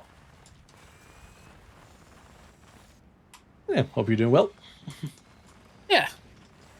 He says, Oh. doing good, thank you. Oh. Huh. Who could have Ah. served it? Interesting. All right. Back we go. Yeah. But yeah, I will say this about Alcatraz. They really understood the assignment of making a game set in 40k. Yes. Yeah, very much so. Like the sheer horror, for instance, of seeing what the relatives of a person who has been turned into a servitor feel like. Yeah. Oh. Oh. More stuff. Lord Captain, we have an emergency. Can we have a safe and easy void jump, people? Is it that difficult? Absolutely not, apparently. Oh, Colden says, quick question. Did you update all of your builds after patch 1.5? Literally today, actually. Yeah, literally. Yeah, Dee found a Google Doc with like a full update to all the builds. So, yeah, we've just done that. By someone named Revan619, which is a double reference. But they seem well understood. There's good descriptions for them, and there's a good variety, critically. He says, nice, I'm using Revans. Yeah, that's the one. That's the one. So yes, we have an emergency. We have received a word that there has been a sighting on the lower decks of Lady Theodora. Oh, son of a... The messages we have received are incomplete and vague, little more than yelling and hysterical claims. There are reports of casualties and unrest. The compartment in question has already been sealed off, but I thought you might want to look into what's going on for yourself. The situation is delicate, and what's especially disturbing, there are mentions of Idira Tlas being present at the scene. What's Idira doing there? Idira broke her microbead, so I wasn't able to find out. But Lord Captain, Idira is a psyker and we're in the warp. You're the only one who would risk setting foot in that compartment, and if you do not, we will never see Idira again. I beg you, Lord Captain, do not ignore this matter. I will deal with this personally. I need the exact location. Right away, Lord Captain. Oh, bloody hell. We're going in full. Here we go. Just bought Warhammer 40k Battle Sector a few minutes ago. Have you tried it? It's been on my library for years. Yeah. But Battle... no. It's almost 4X looking. Yeah. You've definitely seen it. Yeah, that's the one. These rumors about Lord Captain Theodora. Surely you do not believe them? No. Of course not. I saw firsthand how... Wait. Oh, she totally did it. She just told on herself. Absolutely just told on herself. I've been suspecting you from day one, and now this? Right? Oh, Jesus. You want to be careful there, man. There's 95 quid's worth of DLC for that battle sector. Woo. Woo. Crikey. Oh, wow. To be fair, that's like one Warhammer model. Yeah, that's fair. You know, like... yeah, it's like one night. Another, like... What's Forge World Magnus like nowadays? Like 110? Oh, gotta be. And now who deigns to grace us with her presence? Another gaggle of heretics and traitors thirsting to get their due for what they've done? Or is it the leader themselves? Or is it the leader himself, who has finally grown tired of hiding behind others? Theodora von Valancius is before you, and she looks grotesque. A hole yawns on the side of her chest. Rusted hooks protrude from beneath her skin, and a lumpen, inflamed scar cuts across her throat. The figure flickers as though it is dropping in and out of this reality. She looks at you with the whitest eyes of a corpse and smiles venomously. RogueTrader, We meet at last. I had grown tired of waiting for you to pay me a visit. Theodora's look is appraising, and her mocking tone turns into one of distaste. Indeed, centuries of selfless toil and effort, and everything I left behind has gone to this non-entity. Argenta's eyes spark with fury. Warp illusion! Begone! Argenta, my dear, there's no need to make such a fuss. Why don't we sit down over a cup of recaf like we used to? I listen to your rapturous tales of sacred relics, portents, and your special path. You must have been so lonely here without me. No one is willing to listen to your ravings, or help you with your childish treasure hunt. Theodora laughs melodiously, almost without mockery. At the sight of this terrifying Theodora, Abelard's face turns sickly pale. Throne spare us from these cursed apparitions of the arch-enemy. Is that what you're truly praying for? I can hear how fast your heart is pounding, Versarian. I think deep down you hope this apparition never ends. We have already met. Of course, boy, for it was I who gave the order to bring you here, to my ship. Oh, how I rue that decision now, and how I regret heeding the advice of my seneschal. Abelard whispers hurriedly to you. How can this be? Is it the same vision as on the officer's deck? And yet entirely different. Why does it not remember that meeting? And why does it remember what the Lady Theodora did? Alas, my glorious voyage through life was ended in the dullest way possible. By death. A nuisance I staved off as long as I could. But do not weep for me, my boy. I'm still keeping my eye on my property, and punishing all those who failed me. Theodora bares her rotten teeth in a snarl, her laughter piercing. You are not Theodora. Theodora is dead. There is no coming back from that. I'm dead? How is that? I'm no different from those who have not yet crossed the divide between reality and eternity.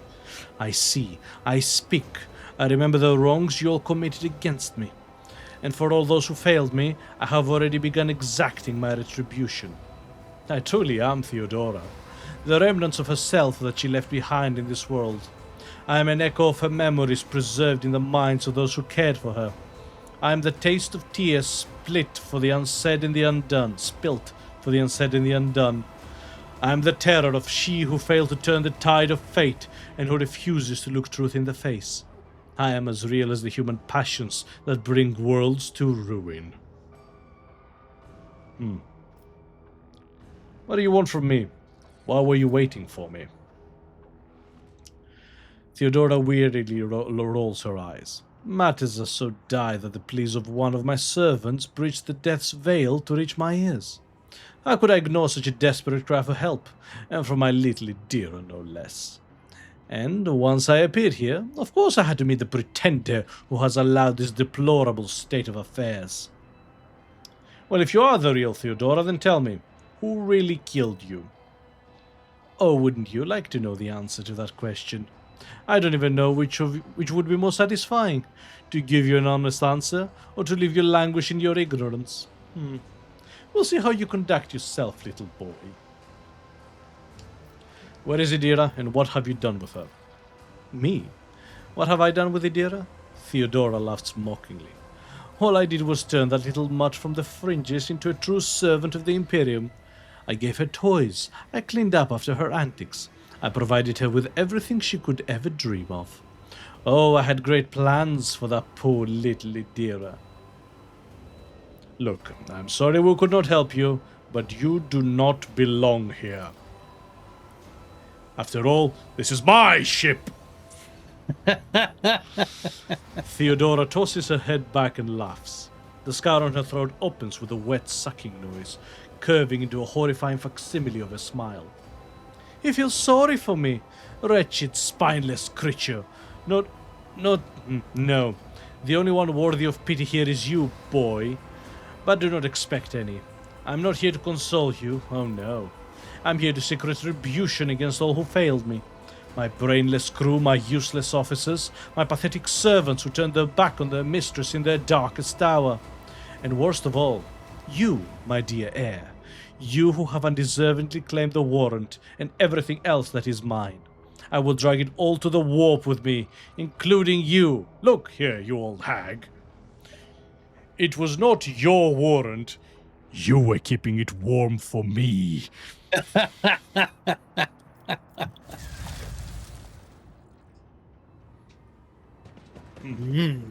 Look at her run away. She comes to this place even though she knows she is not pure. As it should be. By the way, it's about 105 quid for Magnus now. Oh, bloody hell. Yeah. Colden says, nice. Attention to detail is the key to success. So Oh, someone you got... Oh, sorry, I was just going to say, he got Battle Sector for €1.75? Like, where did you grab that from? the core game must be dirt cheap on offer. On Steam, it's still... I was just looking at it. It wasn't on a brilliant offer. Humble Bundle, Green Man Gaming. Oh, yeah, probably. Good old games. I don't know if it's on that. Yeah, 35 quid still on Steam. Wow, Oh, that's great. that is a big shell. Holy crap, look at the size of that thing. Right. Can we also appreciate that in a lot of Imperial ships, these are loaded by hand? Yeah, Victory awaits. that's what those workers are doing. Where is she? I clearly remember her being around here somewhere.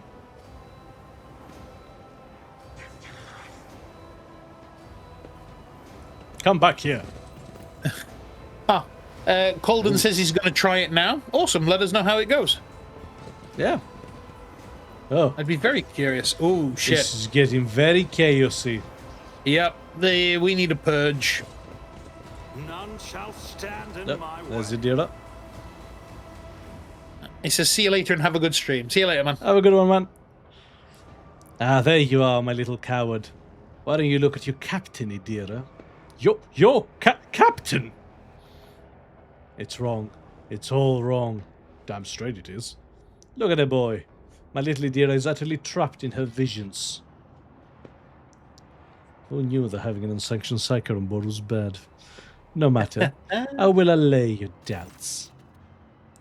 Lord Captain, Idira turns her head to you, but her demented gaze only rests briefly on your face before sliding away. Up close, you can see the base of one of Idira's temple implants has blackened and melted. No, wait, Lord Captain, Lady von Valancius! Idira raises her eyes to Theodora, who stands before her. Tears stream down Idira's cheeks. You came back? But I hope not. And if she has, she'd go back to the queue to the line of succession. Theodora clucks her tongue in sympathy, reaching out to tenderly stroke Idira's hair. Poor little Idira, there. How could I not come? You were crying for me so desperately. Your pleas carried to the very depths of the warp itself. The smile suddenly drops off her mutilated face. Why didn't you save me? Why didn't you warn me? Answer me, you insignificant wretch, or I'll drag the answers out of you myself. Theodora's fingers dig into Idira's scalp, meeting no resistance. Idira lets out a soul-chilling howl and tries to grab the hand tearing into her, but her fingers pass through the monster's flesh. I didn't hear anything. I didn't hear anything that could have had anything to do with you. I'm sorry, Lord Captain. I failed. Ah! Idira breaks into a strangled scream, and you feel the air around you grow rapidly colder. Agenda wordlessly slings her weapon up and aims it at Idira, who is struggling in the monster's hold. The Sister of Battle looks at her without an ounce of doubt or mercy. Holy shit. We can just let her shoot Idira dead. Yeah. Agenda, stop! She wrinkles her nose at your shouted command and lowers the weapon by a few centimeters, but she does not put it away. Idira, I am your captain, not her. Listen to me and snap out of it. See, I'm telling you, our very pride transcends the warp. Yes. We're like an orc, almost, that we imagine it to be... We manifest shit. Idira shudders and goes limp. Then she blinks disoriented, and looks at you. Lord Captain! Damn it! Theodora shoves the psychic away with a low snarl. The RogueTrader's body begins to change, losing its human shape. Chaos will devour you. It will devour everyone responsible for my death. Die! Die for the delectation of my lord! A pink horror. Okay, Horrors. that's a lot of horrors. On existence. Huh, I also have Idira, I think. Oh, And there's a bunch of workers behind us. That's not great. Okay. Okay. Here's the plan. Abelard?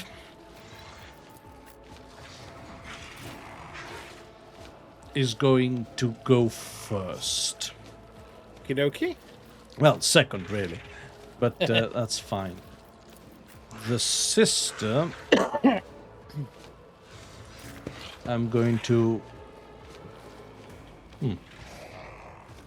Apparently Yannick sent me something.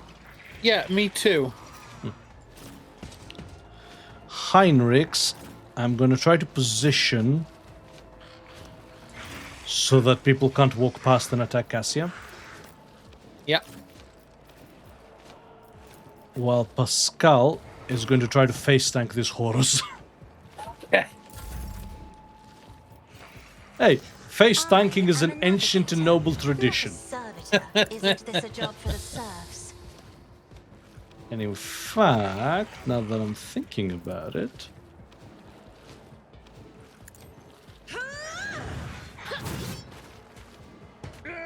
Ha-ha! Nice. Wretched beasts! And in fact, Abelard, a moment of your time. Indeed. I will do my duty. Target well struck. Ho ho! Gray hair. Ho ho! Very nice. I don't expect them to have a lot of armor, so let's use the chainsword. Oh, you went very quiet there. Sorry, that's probably because I shouted, so the adjustment took over. Yeah. Let's set up a front line. Yep. Let's set up a back line on our RogueTrader. If I may, And some ranged attack, I shouldn't have put it that way, on isn't this a job The for sister. on the sister. Yes, thank you. Okay. So next is Abelard's go. Alright. Alright. It will be done. I'd rather not. Victory is imminent. Oh, oh, oh! I love this man. Oh. I love this man. God, he's just gotten better and better. Indeed. Holy crap. Let's also taunt all the horrors. Yep.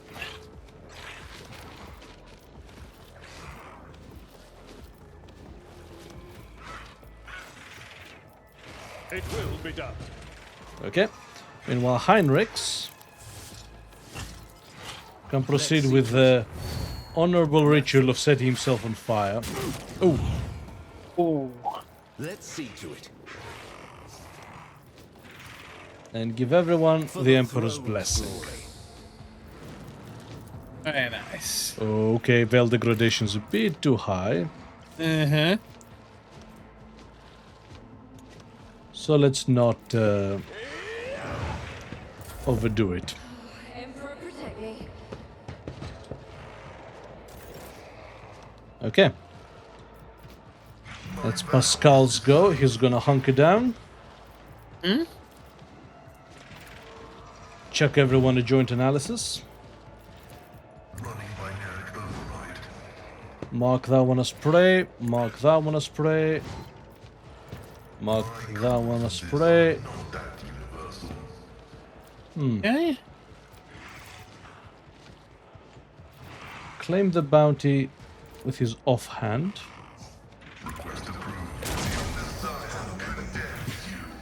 Very nice. Very nice. Buff everyone's weapons.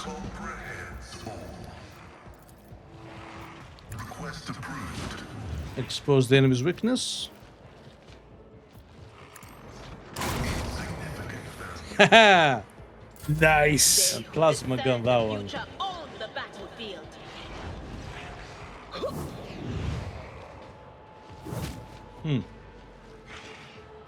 So you're not controlling her. Why are you... I have brought your downfall. Idira, why are you hitting the demon with a stick? Right.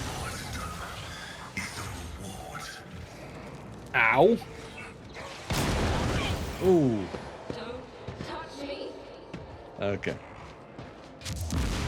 Ah! Nade. Why do the workers have nades? I took care of this one. Why is it ringing? Yeah, damn it. Right. Okay. Hey, Yannick. He says those damn workers. Next thing they'll unionize. Kind of that. Rejoice in battle. Must start getting ideas. Anyway, praise the Emperor, sister.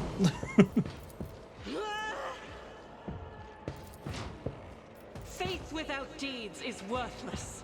I shouldn't have done that, but hey ho. As the Emperor commands, I can escape the Emperor's judgment.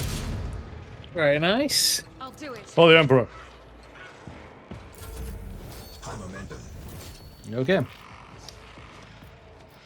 Who do I boost? That's not a worker, that's a fucking horror. Maybe it was a worker. Okay. Yorick, a Medicae signal, please.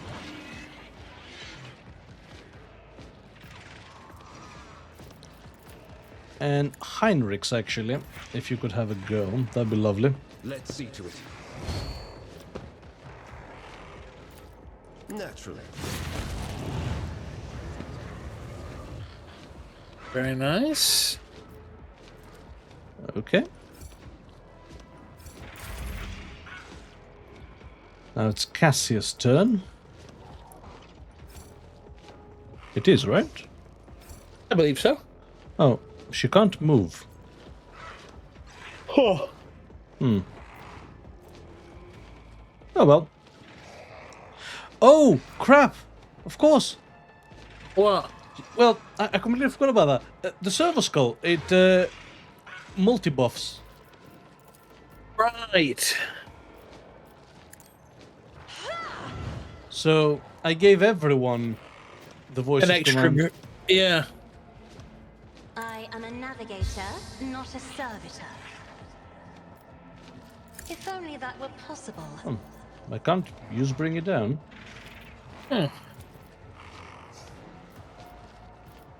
I'm not accustomed to being ordered around. Well, let's force them to move then. Yep. Oh! Ha! She got an extra turn from Maximilian. Voice of command propagated. I see. I see. So that can give extra turns to literally everyone.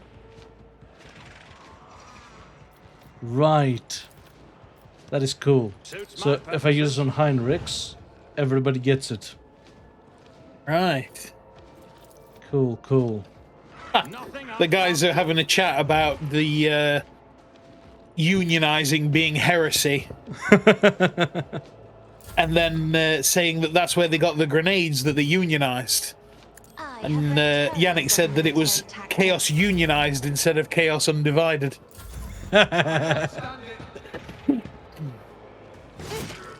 Ow! How dare you? I'm offended. Rude. That actually is blocked by line of sight, isn't it? I think so, yeah. Isn't this a job for the serfs? Huh. Okay. Abelard, if you please. If you insist, Lord Captain. I will do my duty. Target well struck. Reduced to dust. I love this man. Victory is imminent. He is the best. I am a navigator. Let's not buff a our dear servitor. sister.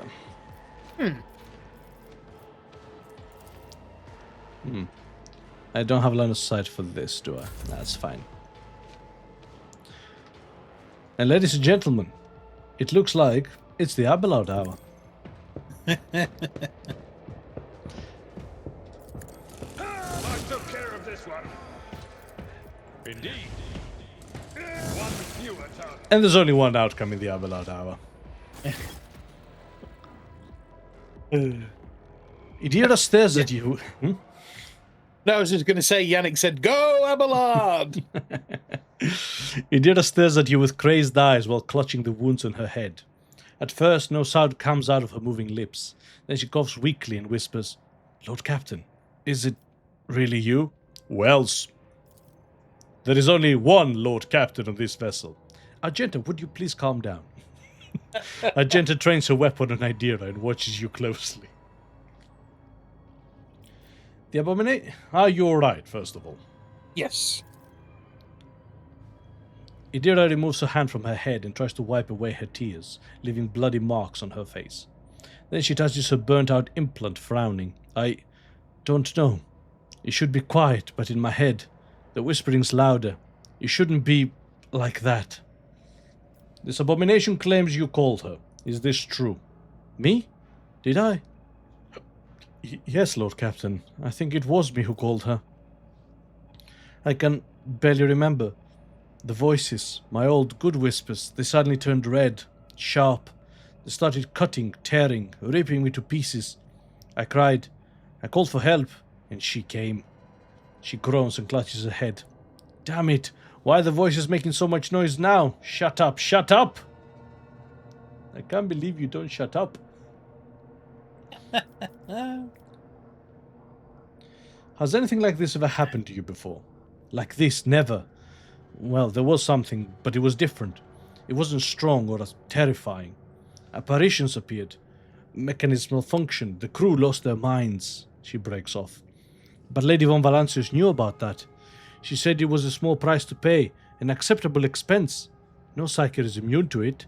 And what happened here, it was just a mistake. I won't do it again." She stretches her lips in a helpless smile, looking past you.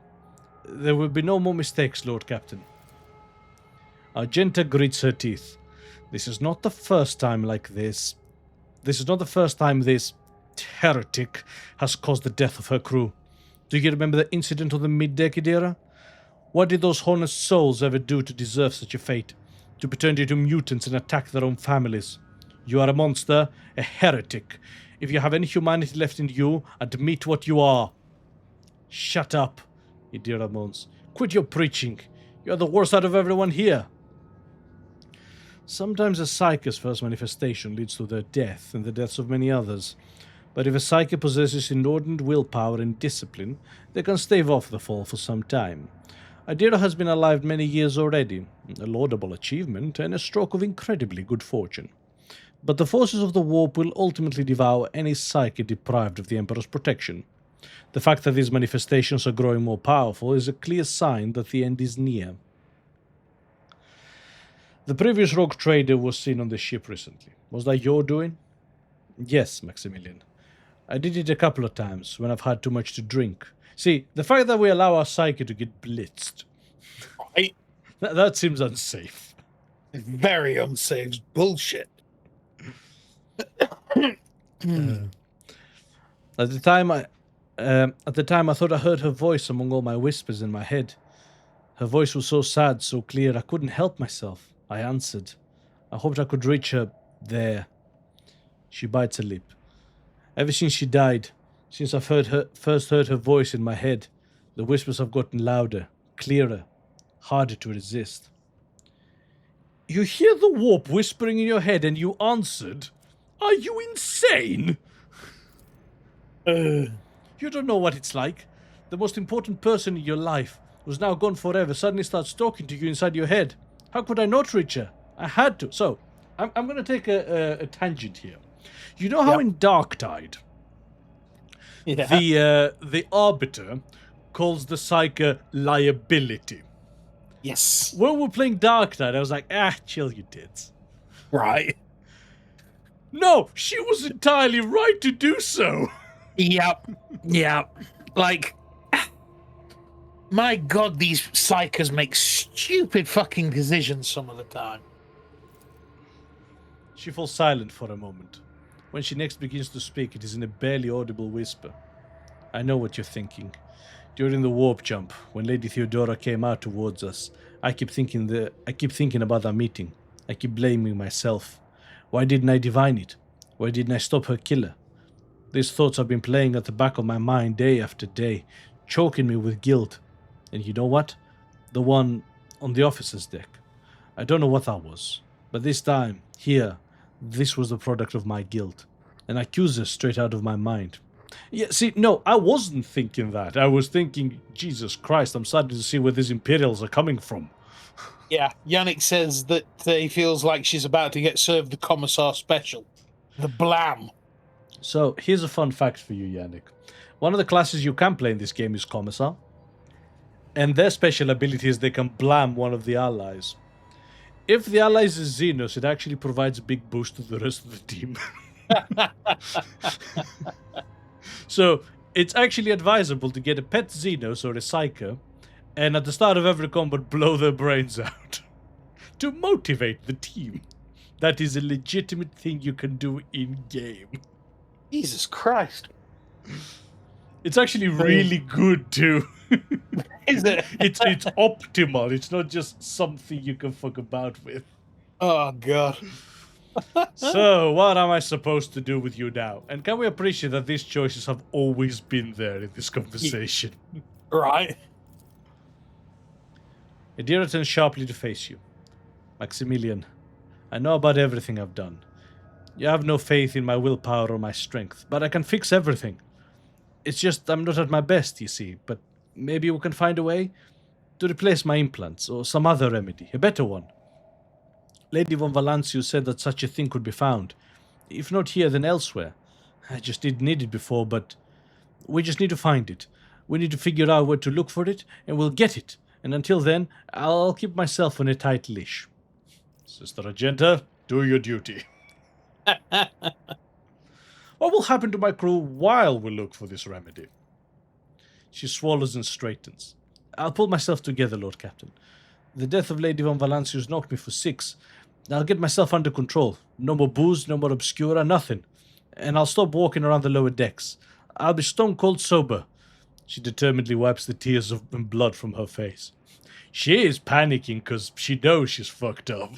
Yeah, like, she knows that there is, like, she was skirting it and pushing it before, but she was confident that she was useful enough. She's now lost her usefulness. She's now a liability.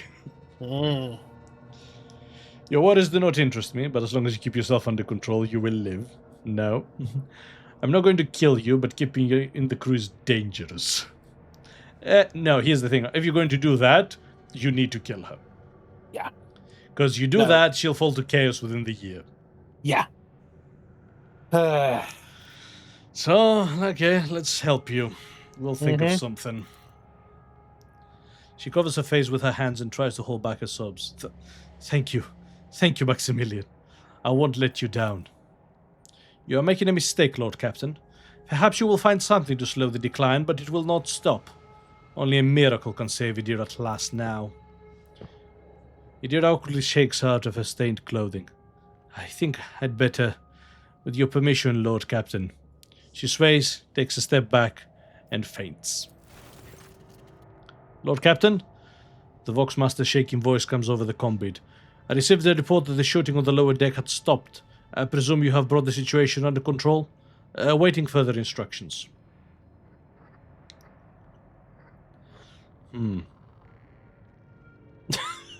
Wow, the amount of just options you have here to kill her is insane. That's the most I've ever seen in a video game, ever. It's like, no, go on, kill her. No, go on, just do it. Look, do it yourself. Here's the options. Let Idira do it. Chuck her off the airlock. Throw her off the crew. Like, it's impressive the level they've gone to. Right. I got rid of the warp's illusions. Idira is alive. Bring her to the Chirurgeons and have them see to her. You hear unconcealed relief from the Voxmaster's voice. Of course, Lord Captain. As you command. I don't think she's supposed to be here. No. I won't tolerate weakness. Pascal, the chest, please. Oh, battle psycho boots, warp conductor gloves, the Guardian crown. Holy shit! That stuff was in my ship. Right. Why was it not in my chest? Why was it not listed among our assets? Man, if only we had some battle psycho boots like this. Hang on, I'm going to do the next thing. Hang on. Why did you not list that among our assets?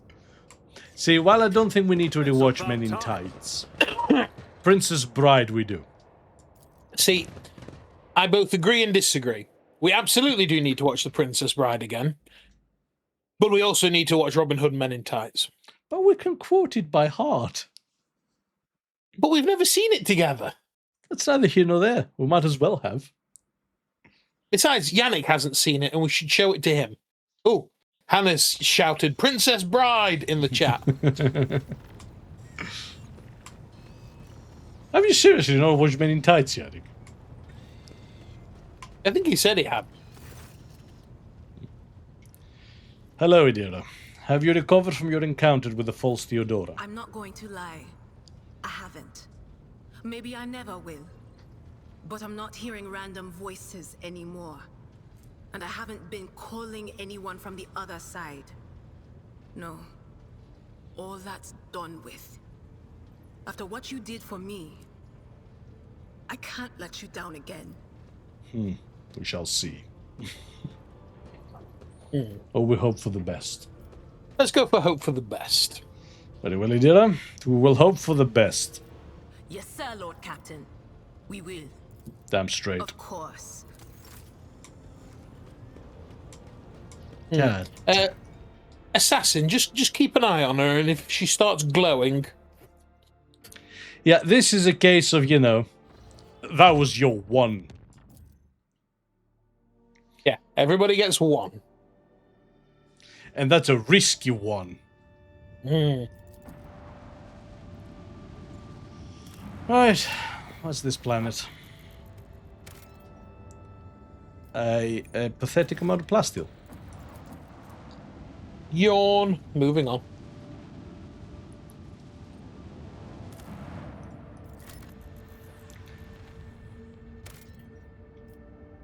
A smuggler's cache. Drugs. We're having fun tonight. Oh, shit, that planet looks like habitable. Healthy and shit, yeah. Do you know how many times this world has been traded back and forth between the Von Valancius and the Wilderscale dynasties? A senseless waste of thrones, if you ask me. 2 Xenotech, that's on the low end, isn't it? Yeah. Okay.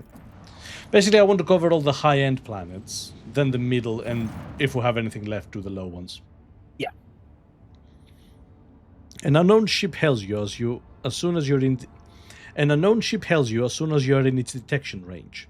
The ship, the Scarlet Pursuer, helmed by Captain Demir Shani, has Footfall listed as its home port. The message hints transparently at a connection with the Kasbalika mission. The Voxmaster adds that the captain has a proposal for you. I'm listening. The ship lets you know that they will readily reward you for any information about burning worlds in the Koronus Expanse. Why are you looking for burning worlds? The reply is courteous as it is vague. The captain cites a scholarly curiosity in the understudied type of world. Upon hearing the message, Magus Pascal expresses a keen interest in burning worlds and asks the Lord Captain to take the issue into consideration. Jai Hedari immediately declares that Captain Shani would never dash about the void out of scholarly curiosity, but only for a suitably high return. In this case, perhaps the Lord Captain too might want to look into those burning worlds. Seneschal Viserion makes no comment regarding the Kaspalika message, but is amazed that for once the esteemed Magus and Mr. Sedari are in passionate agreement over something.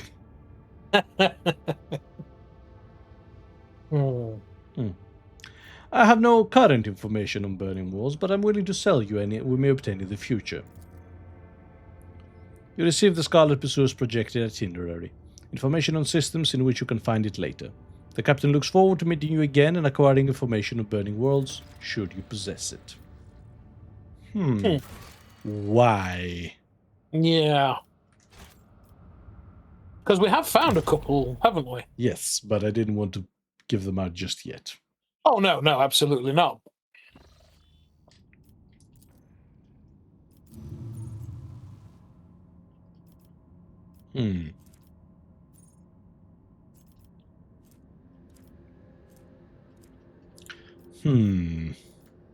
Indeed.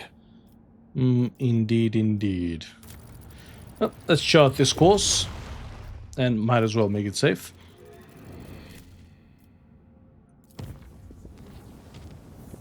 Holy shit, nothing happened in the warp jump. Oh. That's a first. It is. Actually got somewhere without being disrupted. There's a lot of space to explore, though. It is. Okay, what do we have here? The cogitator screen highlights the shapes of several buildings. A small settlement, the only one on the planet, is a Winterscale Dynasty outpost. Raided! Let's just visit it, shall we? After a lengthy descent, you are rewarded with a dismal sight. The entire outpost consists of long columns of uniform bunkhouses, machine hangars, and a large headquarters topped with a massive antenna of an ancient Voxcaster. The binary suns hanging in the sky make every object cast two shadows, a spectacle you find vaguely disturbing. The custodian and his people go out of their way to give the esteemed guest the proper reception, but the resources are scarce at best. The custodian shares alarming news. The outpost is highly dependent on various deliveries from the core Winterscale worlds, but 2 ships have already failed to arrive on schedule. The locals do not have an astropath of their own, so the custodian cannot determine the cause of the delays or request aid. The outpost will soon run out of food at this rate, so the custodian sends an urgent request for provisions. He is begging you for help, offering what little the settlement has in exchange. Huh. Ah, that's the provisions like this. Yeah. Which we don't have. Yeah, agree to help should we have it in the future. Okay. The return journey treats you in a rare and unexpected spectacle. An eclipse begins as one of the 2 local suns covers the other. You watch as the temperature drops, the lightning changes, and the double shadows vanish. The 2 disks in the sky merge, forming a shimmering oval and then become one. Eventually, the fantastic event passes, leaving behind a vivid memory. Interesting. Yeah.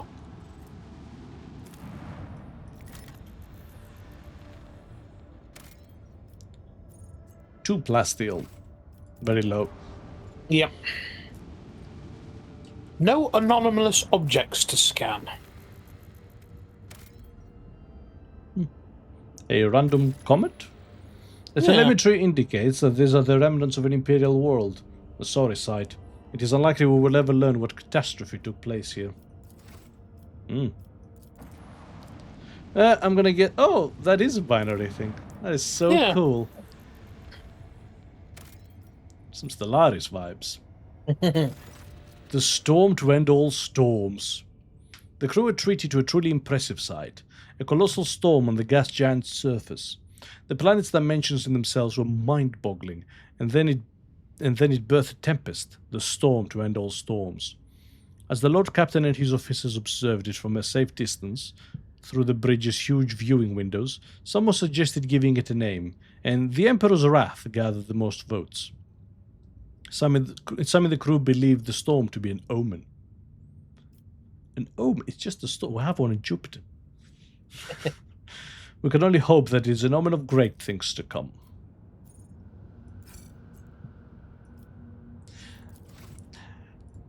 I think the developers also enjoyed Stellaris quite a lot. Yes. And an ash world with nothing in it. Okay. Don't forget to check in with the colony, see if anything's moved ahead with it. Yeah, I was going to. So it progresses. Right. But how? There's no timer that I can see. No. What's that, outpost in need of help? Ah, right, yeah.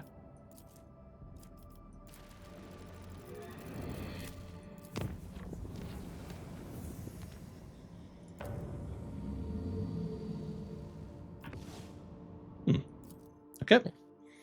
Yep. Let us visit. Whoa. Oh. That's that looks unpleasant.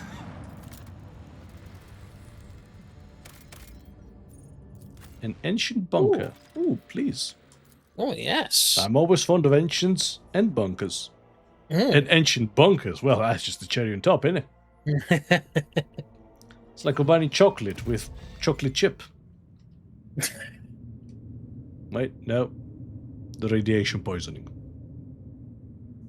None of us are wearing spacesuits. We all die. It's like combining chocolate with coconut. A new challenge for me? Okay, we have to find the ventilation system all quick-like. Yeah. The concentration of toxins in the air has been. Before you use an ancient but wholly typical console intended for use by the people who trained in the mysteries of ministering to machine spirits.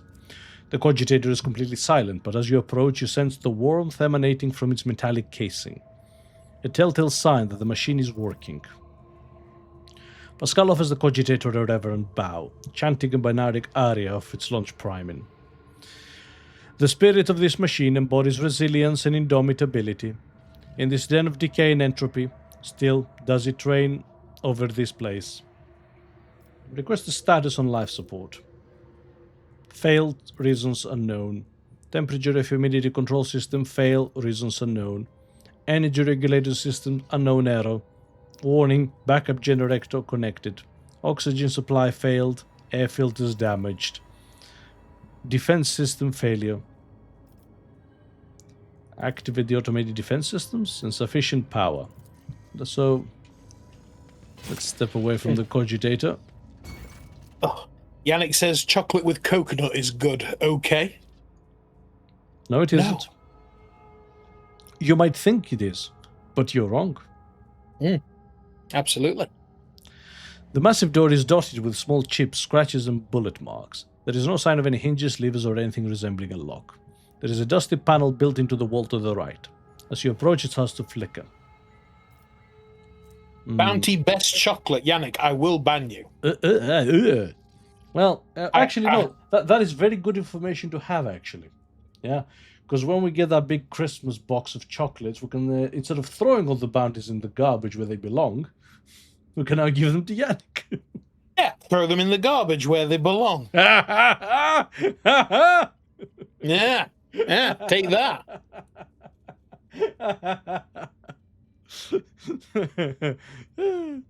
He said, give them to me. Oi. Oi. Let's force access using the control panel. Yes. Little patience, and you hear a tired clicking of mechanisms from beyond the wall. It opens slowly with a groan. Faster! A mummified corpse has its arm outstretched towards the exit. On the soldier's neck is a broken respirator and adorned with an imperial aquila. Also, sorry, I wanted to see what Pascal had to say earlier. Oh yeah, that's fine. Nothing critical. Victory awaits. Hmm.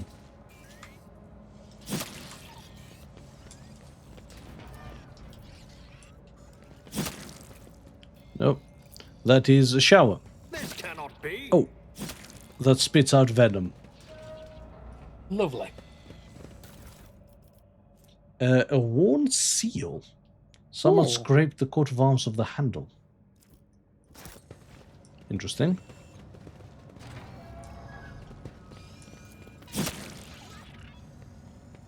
The machine god grants me insight. I'll lay claim to the My warp stars. sight reveals something. Duty prevails. Hmm. Yeah, not loving this. Facility is something planetary defense Laboratory is force. blessed with multifunctionality. Come on. What a shameful failure. 5%, holy shit. No, I have to rush this one, I think. Yeah. A key. Okay. Very nice.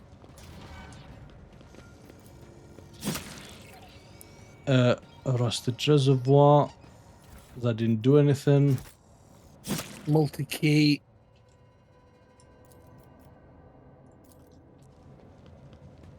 One Pascal faster. Is an irrefutable certainty. No, no, no, open the door.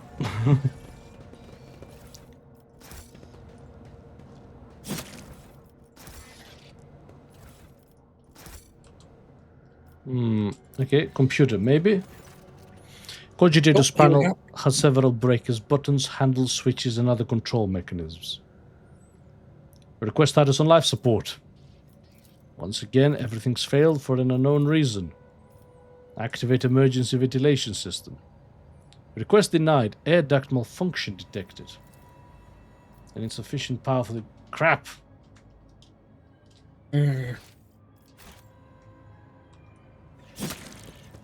Follow my lead. I'm still new to the art of exploring. Oh. Nope. did- Yep, goods there hidden in the floor. Nothing escapes my sight. Oh ho. Okay, a diary. I know we're melting, but give me a second. I'm tired. How long has it been since Doomsday? I think it was the 36th year when the heretical cholera wiped out half of our people, including the old bookkeeper Heilgar. Time has stood still for us since. It was so long ago, and what a convenient solution to the overpopulation problem. The commanders think we bought this coincidence. Morons.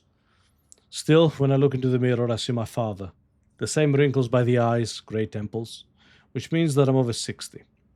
And we've been underground for longer than half a century. No sky, no sun, no joy, and no hope. If that damned propaganda scribe tells you one more time that I must not lose faith, I will make him eat his own tongue. Sure, we were once so certain that we had won. The weapon of the great ally boggled the mind. I still remember how the sky shook before me and my ma and my father were evacuated to this wretched bunker. Where has it led us? When I took over from my father's post at the comm station, I learned that we had long since lost all communication with the other PDF bases, and the stars respond to our calls with silence. These days we don't hear any bombs landing outside, but things are still restless in the old bunker.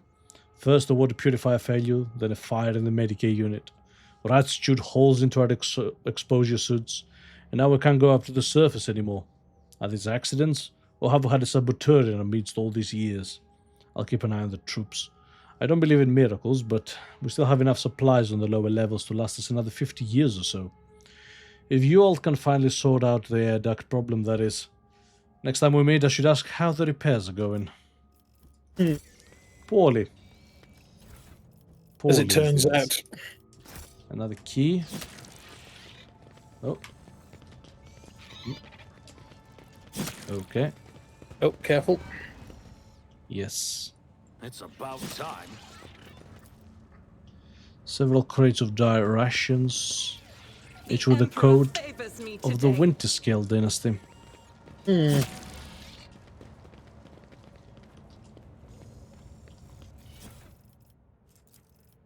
Indicate scroll. 348 years ago, our ancestors arrived in this blooming world, built their cities and the manufactorums, and founded here a society free from heresy and fear. But the immortal emperor of humanity, warden of light, saw fit to test our faith. A great war tore open a rift between our ancestors, dividing them into two factions and turning the world into a boundless battlefield. Each day we fought the enemy so that our children could see the dawn of a new era, an era without blood, pain, and tears. Brave people, living and dead, paved with their bodies the road to our future. And one day the skies answered our prayers. The great star allies descended from the darkness of the cosmos and bestowed upon our great army the doomsday weapon. And so we brought the righteous anger upon our foes and ended the centuries-long war and welcomed the dawn of a new era. The universe will hardly notice our deed, but the God Emperor sees all. We, children of a great nation, must dedicate ourselves to this sacred mission, to survive and revivify the world, as the most beautiful flowers are revived from the ashes. And hence, do not despair, sons and daughters of the Imperium, for our star allies are behind us, and the God of humanity is with us. I know that help will come, and soon the skies overhead will shine once more. The great star allies. Elder plot to, Gotta be. keep humanity out of the system. Dark Yep. Elder plot, because they found it funny. Necron plot, I won't tolerate because they also found it funny. My knowledge has its limits. Oh, What was the thing? 0%. Is that because you failed? No, because it has a base 145 penalty. Oh, right. Crikey. Huh. Where to, then? You found a key, so maybe that first door you found that was locked? First door. Yeah, there was a door that Pascal had like 0% chance to open. It was on Yeah. the bottom right somewhere. Bottom right. I don't see it. Further down, to the right? To the right. Yeah, there. That's not... Is it? Oh. No, Pascal can open that one. Oh. No, that's right at the entrance, so we went left. Okay. Because again, golden rule, always go left Always go left. until it's right. Yeah. Yeah, I don't remember that one. Oh well. Oh, wait, in that room there. To the... Yeah, up. There's a door there. Oh, there's a thing here. Yeah.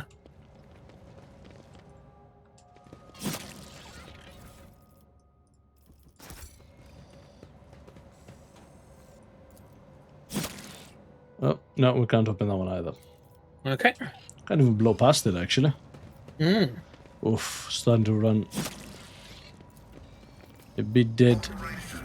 Yeah. Victory awaits. Oh, hell.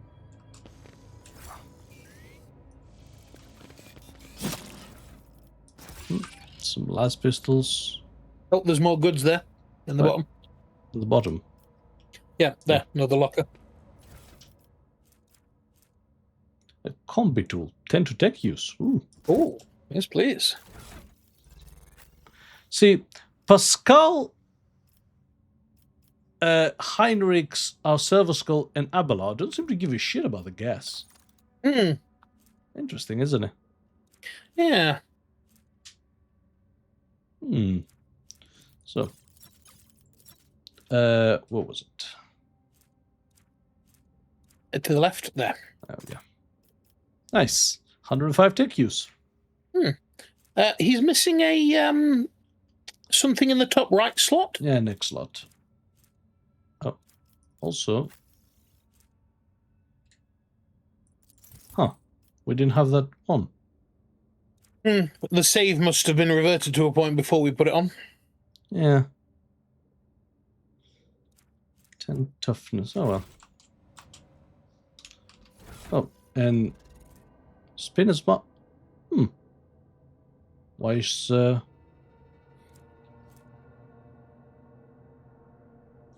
well.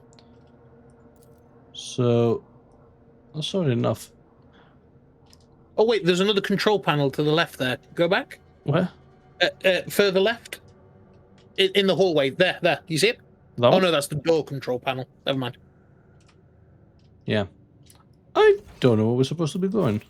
It's not here. No. But you're right, there was a door. Oh, there. No, that's the 0% one. Yeah. Can't even melt it open. What the hell? I feel like we're missing something. I feel like we are, yeah. Like all the guard keys we found surely should have had some effect, right? Yeah.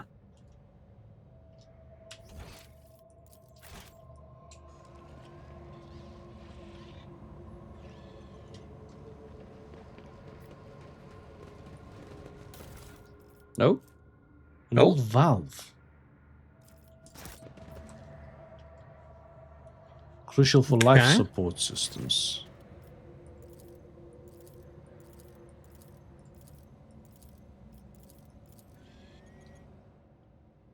So where could we put that? Here? Oh, maybe. No, that's drinking water. Showers, bunkers. Shocking that this is 0%. Yeah.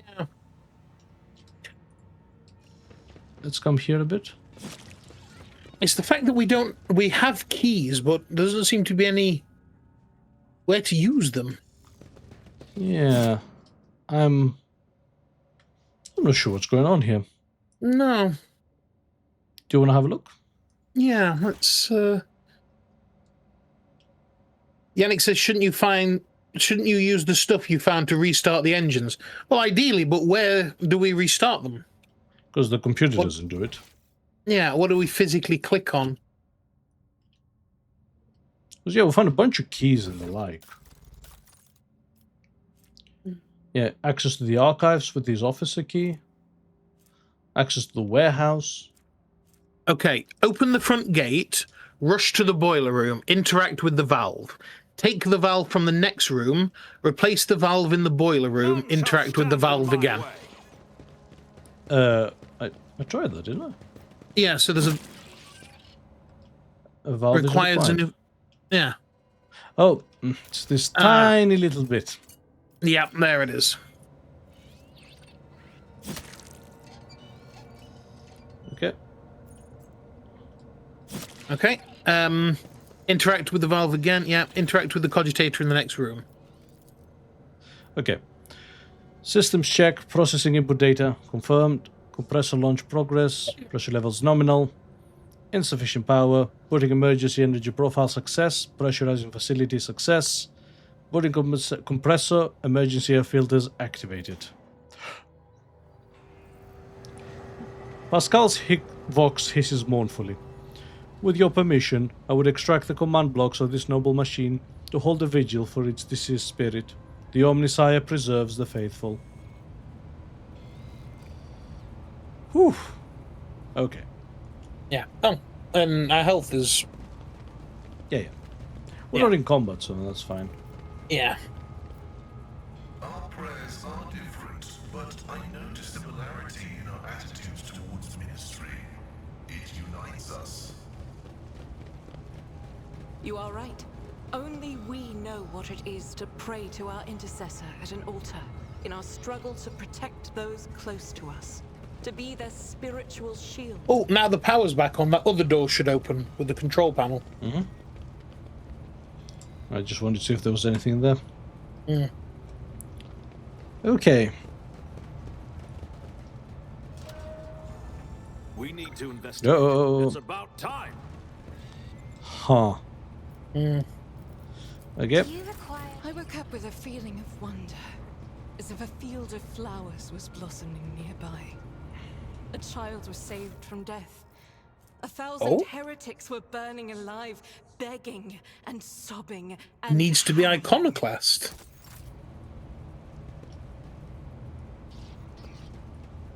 I better myself through my service. Okay, everybody. Oh, I'm gonna save. Yep.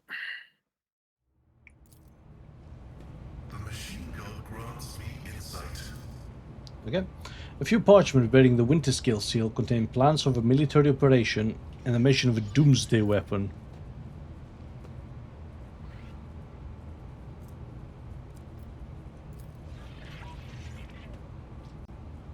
I lost the machine right set apparently. What the hell? That's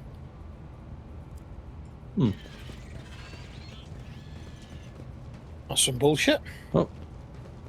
Hold fast, the Star Allies are with us. Victory awaits!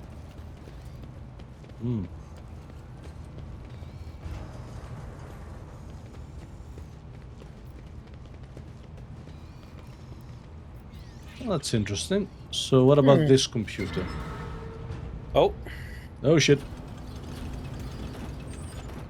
Annihilate them! So I could send someone in here, I think, to Turn it off. turn it off, yeah. Just in case I can't.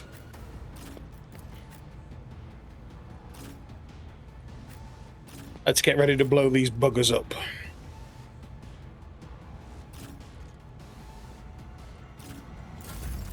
Okay. So, Isn't starting this a job for the serfs? by boosting our Ballard a little bit, I'm not Yep. accustomed to being ordered around. because, you know. Cover efficiency. Isn't this a job for the serfs? Do not dare ask. I am a navigator, not a servitor. And, yeah, sure. If you insist, Lord Captain. And that is even further cover I'm efficiency. not accustomed to being ordered around. Okay. Very, very nice. Me? If you insist, Lord Captain. At your beck and call. Because he's gonna have to I will do stare in the open. Oh. an exemplary strike. Oh. Switch to his other weapon, I think. It will be Yes. Okay.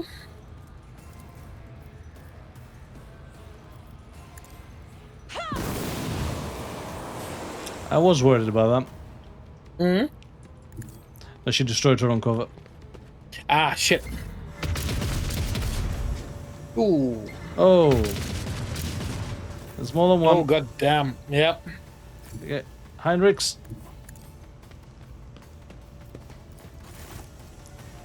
Deactivate the automated defense systems. Ooh. Oh. God damn. Now, the more interesting thing is, do I want to reactivate them? tolerate weakness. Oh, Venom. Yeah, there's still venom out here, I think. Ah. Okay. I am going to reactivate them and see if they drop anything. Okay.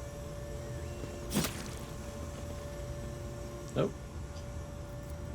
I didn't do anything? Oh no. Maybe a bit of a bug. Yeah. Okay. Oh, the servo skull moved somewhere. Where did it move? Where? When you opened the map, I saw it kind of zoot off to the right. That usually means there's... Oh, no, he's not doing it now. Oh, hang on. If I want to keep exploring in here.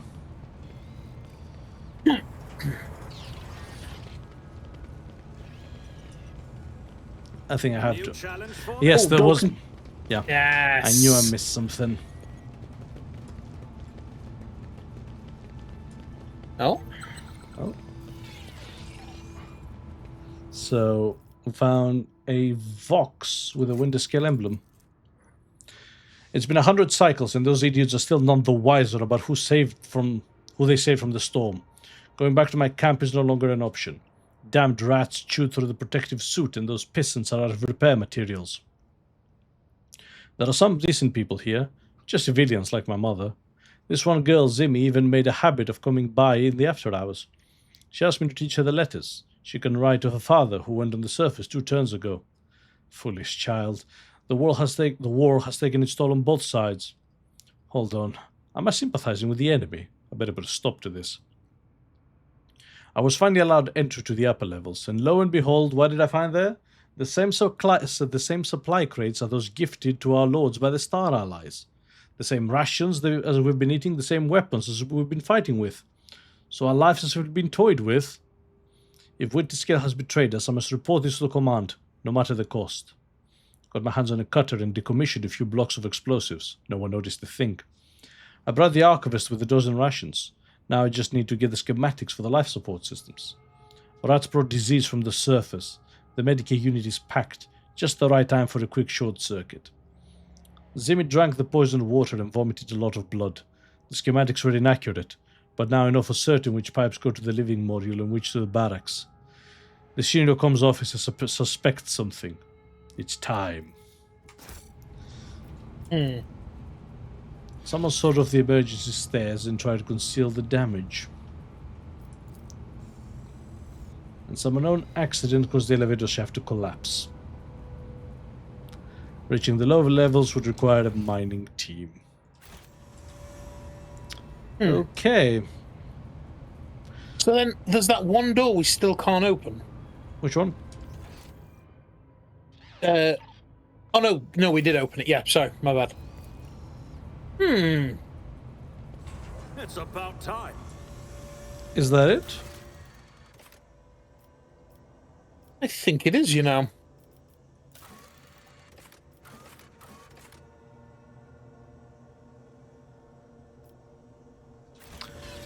We forgot to check for that chapel of St. Drusus, by the way. Oh, shit, yeah.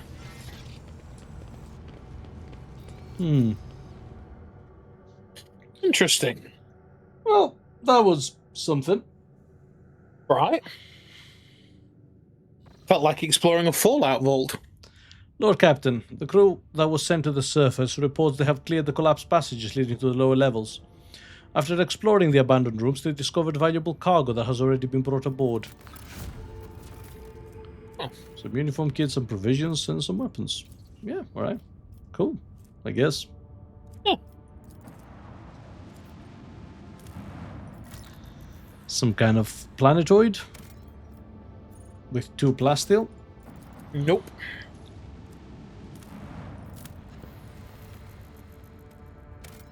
Oh. Ooh.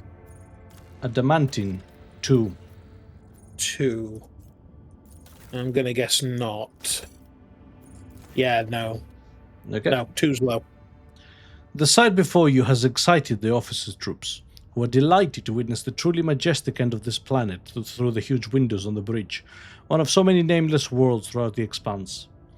An unknown reason caused this planet to break into several uneven parts, but its strong magnetic field is still preventing them from drifting into the cold abyss of space. The planet's hard inner core has remained almost untouched, as thousands of explosions taking place under its shell make... The planet's hard inner core has remained almost untouched, as thousands of explosions taking place under its shell of hard metals light up the world's heart from the inside. The Ogu crew detects several ruined extractiums on the broken planet's surface. The analysis shows somebody used to mine adamantine here, but abandoned the deposit after the catastrophe. Most of the machines are damaged beyond repair, but the tech adepts claim one of the complexes can be restored if the RogueTrader has the required parts and equipment. Provide them with scrap to repair it? Yeah.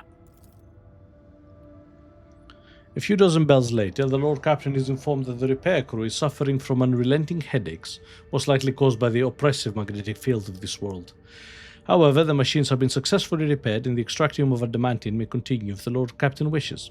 Of course, the mine needs to be staffed with a squad of working servitors and a maintenance brigade doomed to endure the endless pain caused by the magnetic storms. Is it worth restarting it or taking it and just putting someone else? It might be worth just taking it, because then we get to choose. Unless we get more. Maybe. Out of it. Yeah. You want to have a look? I do, but what is it? You said adamantine. Yeah, Shattered World Adamantine. Shattered World adamantine. No.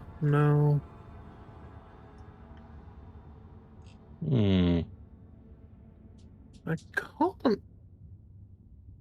can't see it anywhere. Not sure on that. Let me try looking it up.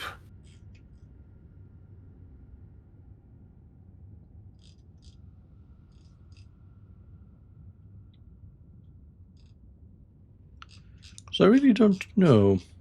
Gonna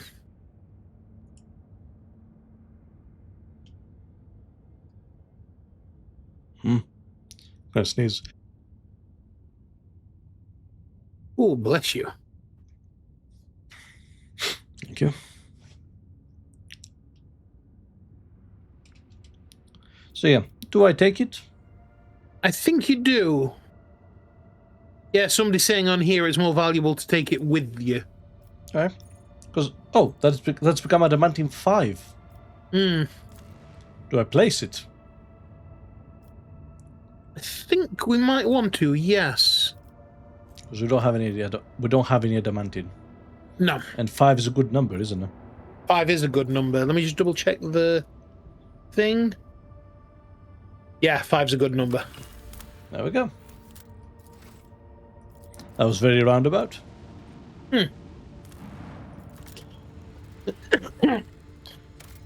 Okay, then some kind of feral world with nothing in it. So what is this warp projection? When the RogueTrader ship draws near the unidentified celestial body, the machine spirits on every deck from the captain's bridge to the cargo holds become frantic. The engines are refusing to cooperate, sending the void ship hurtling towards the epicenter of the anomaly like an arrow towards a target.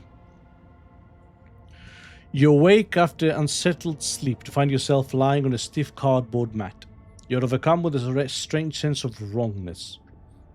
Yes, for one, I'm not in my luxurious bed. What the hell? The place is dark and reeks of body odor. Someone elbows you under the ribs and grabs you by the collar, spitting abuse.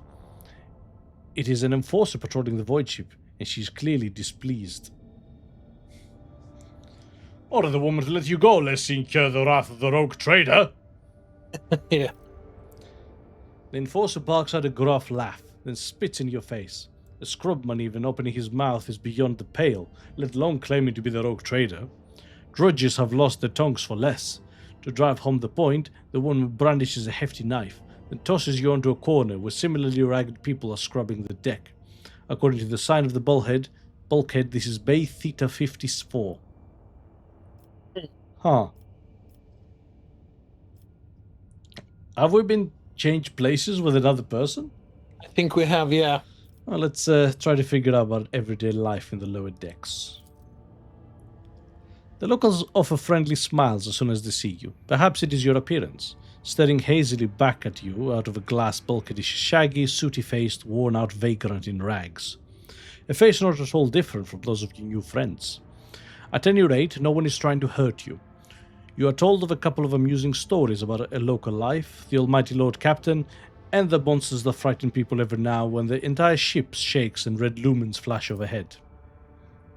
The ragged people who have thoroughly enjoyed your pleasant company walk with you to the base supervisor cabin. The workers ask the supervisor to report a stray noble from the upper decks. Your poisoned manners do make you stand out from the humble denizens of the lower decks. When you are restored to the bridge, the Voxmaster gives praise to the Emperor of Humanity and explains that you were trapped in an anomaly that made people on the ship inexplicably trade places. A rescue squad was dispatched at once to retrieve your lordship, but your friends from the lower decks have already helped the Lord Captain back to where he belongs. Oh. Alright. See, we freaked Friday well out of a warp shenanigan.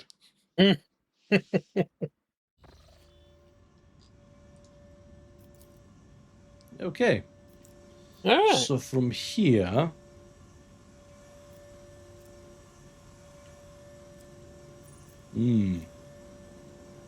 So that's where Foulstone is. It's progressed. I think progresses with every jump. Yeah, basically. Okay. So that's Janus. That's a major place. Mm-hmm.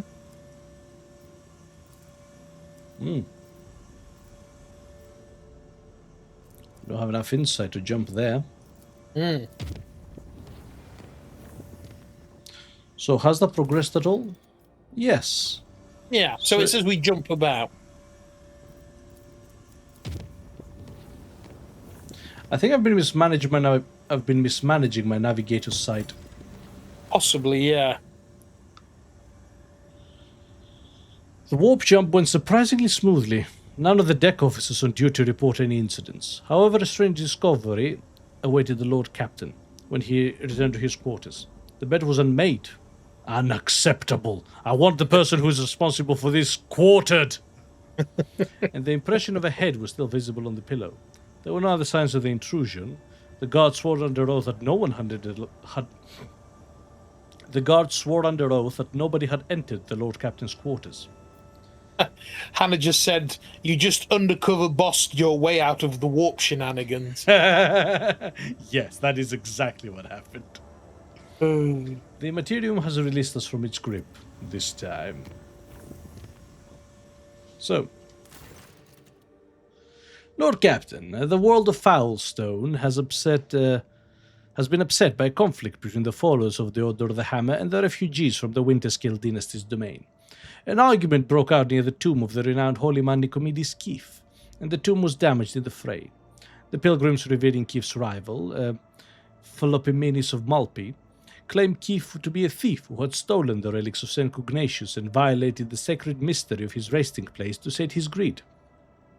The Order of the Hammer is furious at the heretical statements and the desecration of Keith's burial site. Who is this Nicomedes and Philopomenes? What is this issue here? Well, by the names they're Greek and therefore of course hated each other. Saint Nicomedes Keith is a missionary who arrived in the Expanse alongside the founders of the Order of the Hammer, offering them valuable guidance for colonizing Foulstone. Oh, has the planet changed? Yeah, there's like hives on it and shit. Oh yeah, fucking hell. Huh. He converted many worlds to the Imperial Creed, but his most famous feat was his search for the burial site of the legendary preacher Saint Cugnatius, who conquered the Expanse thousands of years ago, leaving behind scores of relics. Keith was able to track down some of its relics. The order was named after the power hammer of Saint Cugnatius, Piety's Charge. Philopomenes of Malpi is a priest from Winterscale's realm. He preached in the same times as Nicomedes Keith and denounced him for the false venerations of Saint Cugnatius. He believed that Cugnatius preached incomprehensibly. He believed that Cugnatius preached the incomprehensibility of the highest wisdom to the people, and that any attempts to learn it would only lead to heresy. He called the search of St. Cugnatius' burial site blasphemy and the collection of relics looting and soliciting. In his opinion, the sacred objects should not be congregated in one place, but should find heaven across many worlds. The relics are power, and their aggregation gives way to pride. Okay? What do my advisors have to say about this? For a group that has just arrived in a foreign realm, the Malpians' conduct is insolent at best. Penance should be imposed on them. We will send them on a pilgrimage to find the relics of St. Cugnatius and to learn the ways of St. Keith. In this way, they will be of use to us returning the lost relics, and the Order of the Hammer would be satisfied with a just verdict. There was a similar theological dispute as the Fifth Ophelian Council, and the conflict between the two cults was resolved in a sacred duel. 20 champions from each side came forward, both sides vowing to accept the victor's teachings if they lost. I propose to invoke the council's edict and settle the dispute in the same way. They believe that their faith is superior. Then let them prove it. Subject them to a severe test of faith. If they survive it, they will have proven their steadfastness. Even if the Order of the Hammer does not accept their arguments, it will be easier for them to recognize the newcomer's right to interpret the way of St. Cugnatius if they prove it with their own blood and pain. The Malpians have renounced the concept of possession. The vows are true and similar to ours, but they lack humility and reverence for the dead. The blood-spun web could embrace their leaders. We could teach them. We could soothe the turmoil. All right. So we could either agree with Heinrichs, induct the Malpians into the Bloodspun web. That's kind of interesting, actually. That is, yeah. Follow the edicts of the council. I'm actually against that one. Yeah. Let them bring forth the representatives and try to negotiate. That might be futile. It might be, yeah. Allow the Malpians to prove their strength through a trial of faith. Or they display impressive zeal. I charge the Order of the Hammer to welcome 100 of the new arrivals into their ranks. Let them learn one another's ways and come to acceptance of the distinct paths towards the reverence of Cognatius. I feel that's a recipe for disaster. Yeah. What do we feel? The Bloodspun web option is interesting. Right? Because it removes one half of the problem, therefore there is no problem. Yes, and it gets us more cultists that are fanatical to us personally. Yeah. Which... Sorry? No, which is, like, useful to us. Like, what were you going to say? No, I was just going to say, I think that's where I'm leaning at the moment. It's a very practical result.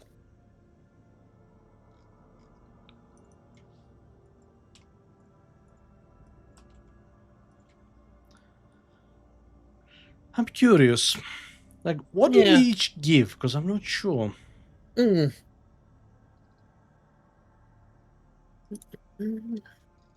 Oh, is there anything in that spreadsheet about colony events? I didn't see anything on colony events, colony projects. So it just... No, it literally just tells you what they are and what they give. So yeah, there's nothing in that. Okay, let's induct him to the web then. Yeah. From this day forth, these people serve the Undying One. Oh shit, we actually get a physical reward. Oh, okay. I wish I had saved now. Oh, right. And one security actually. The grim and solemn procession of preachers came aboard and made a vocal renunciation of their former lives. Disturbed by the loss of the spiritual leaders, the refugees quieted down and no longer defied the Order of the Hammer. The Order of the Hammer thanked the Lord Captain for his protection and stayed true to their agreements between them.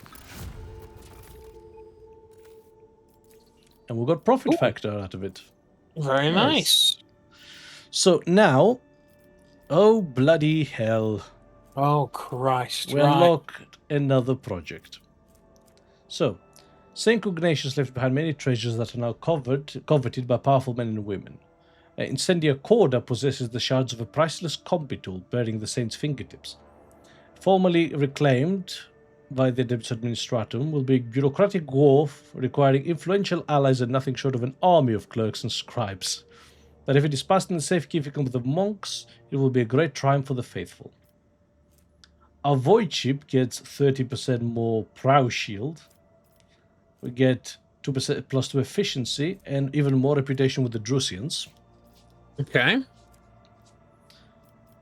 Oh, there's expenses as well. That would cost us 3 profit factor. Oh, it would cost us 3. Okay. The Cemetery of the Faithful. The void chip gets 5% bonus to evasion. Not bad. More reputation with the Drusians and 1 complacency for all colonies. Ooh.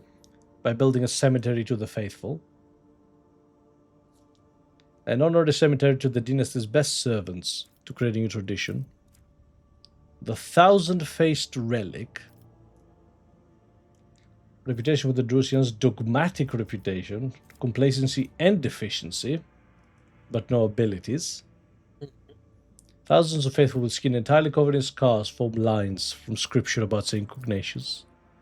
Or the Bonfire of Righteousness, which blocks the Good Tidings project, gets us more profit factor, and a flamer. Ooh. And security. The faithful are breathing with fanatical zeal. The faith commanded to exterminate the subhumans, the mutants, and the weak of faith in their midst. They must travel to other worlds in the Protectorate to continue the holy cleansing. They burn dangerous tomes. I don't know about that. What about the locked ones? So I didn't hear you at all. What? Oh, what about the locked ones? It's because we don't have... For that, we need a lot of reputation with the Drusians. Yeah. +3 profit factor, though. And get a new contract. We can sell indulgences. Well, we become heretical. And can build a hallowed railway. Which gets us with the explorators. I don't love that one, though. Oh. This, on the other hand... Yeah. Dirty bureaucracy. The requisitioning of religious tithes from other worlds in the guise of the ecclesiarchy gives opportunity to give proportion of the proceedings. Might take us a while to get there to be able to do it. But I think that might be a good one to aim for. Plus, it's basically free. Yeah. Oh, Good Tidings. Did we see that one? No. I must have been exactly here. Yes. So that blocks the bonfires. Costs us Plastil and Adamantium. All allies gain critical hit chance, but it's based on our dogmatic. Oh no, it's based on each ally's dogmatic rank. Oh, okay. As well as profit factor and complacency.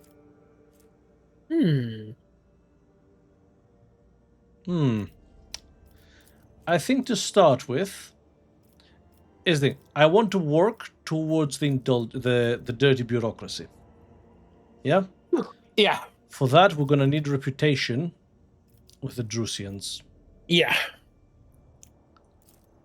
So I propose we begin by building a cemetery to the faithful.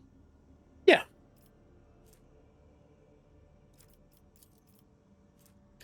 Sounds good.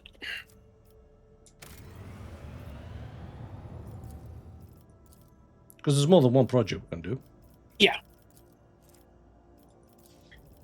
And yeah, because over time there's a lot of projects to build. All right, cool. Yeah, very nice.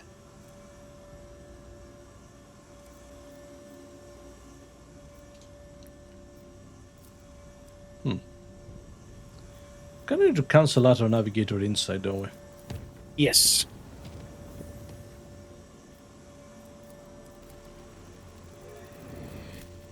There we go. Safeguard this route. Yep. Oh wait, no, that's Haragri world. I didn't actually mean to go there.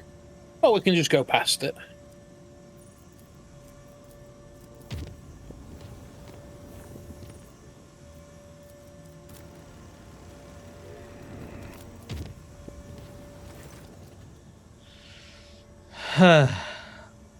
Okay.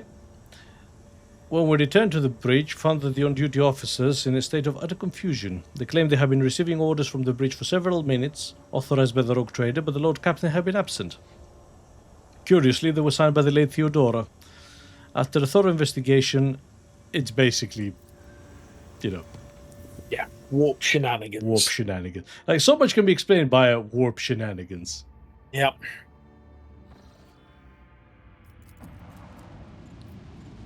Okay. Some unknown ships.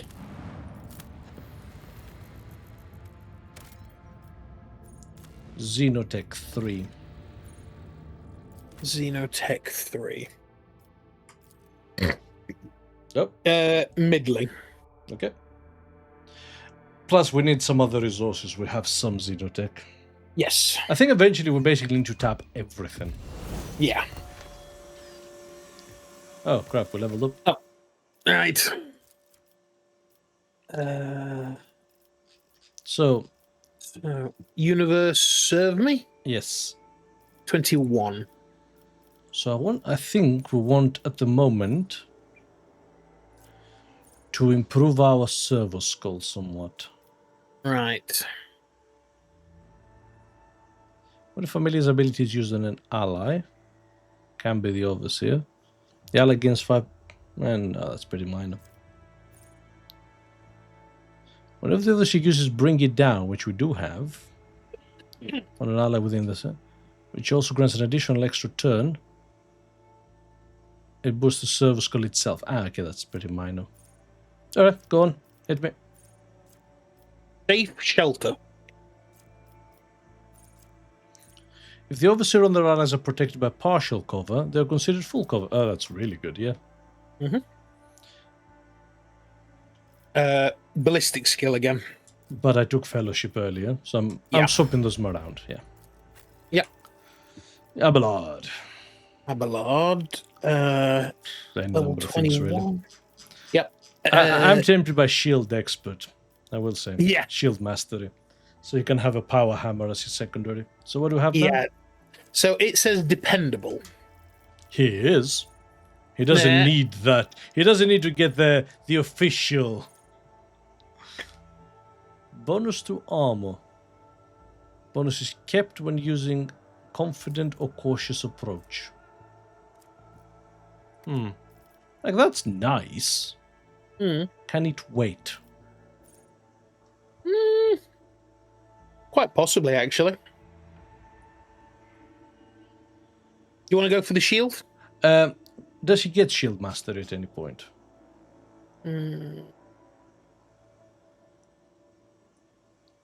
At level 38, he gets shield mastery. Oh, that's late. I mean, we could swap that with Dependable. Sure. Because I do want to keep a big weapon for when he's running around doing his thing. Then again, actually, now that he can get a shield hit when he attacks, it's not as critical. True. What's after Dependable? All Out, I think, is the next one. For which he needs Reckless Rush. Fuck it. Let's go Dependable. And weapon skill? Weapon skill. Dear Sister? Righteous Fury, 21. Huh. Heavy Gunner. Huh. Was I right? You were bang on. Nice. Ballistic? Ballistic. Okay. Cassia? Could be anything. Hit me. Yeah. Personal combat zone. He keeps boosting the combat zones. Allies gain the ability to reposition the combat tactics area they're currently in at the cost of 1 I don't know about that. Anyway. Willpower? Willpower. Pascal. I got intelligence earlier, didn't I?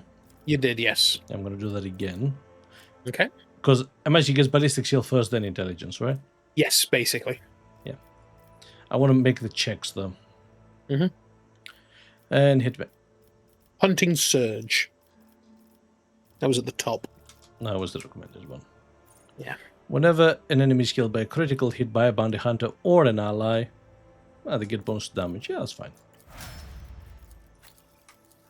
Now, Heinrichs, we're using an older build for him. We're using an older build for him? Yes. Okay. Because if you notice, we have him as an executioner. Ah. So I'll find him, because that's easier. Okay. Psyche Majoris? Yeah. Hannah says he might be dependable, but he is dependable TM. Stop. Serving the Inquisition means peering into the secrets of humanity's foes. Aren't you afraid that one day you will peer too deeply, Interrogator? Fear is the enemy of duty. Anyone who cannot overcome this weakness does not last long in the Holy Inquisition.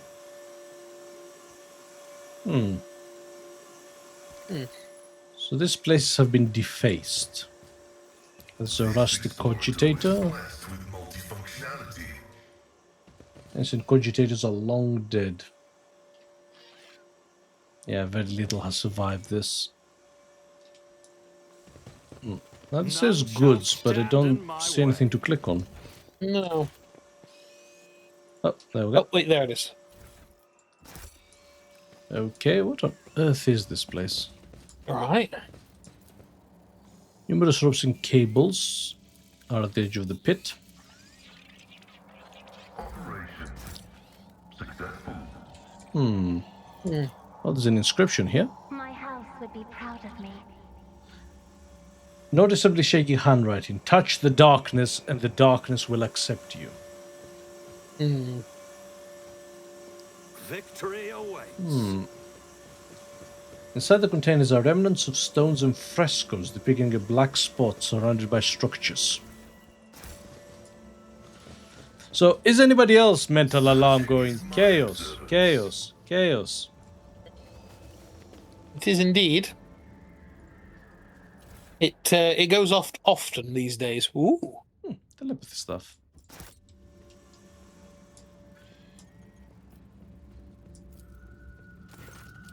The darkness swirls beneath your feet, a void of impenetrable gloom.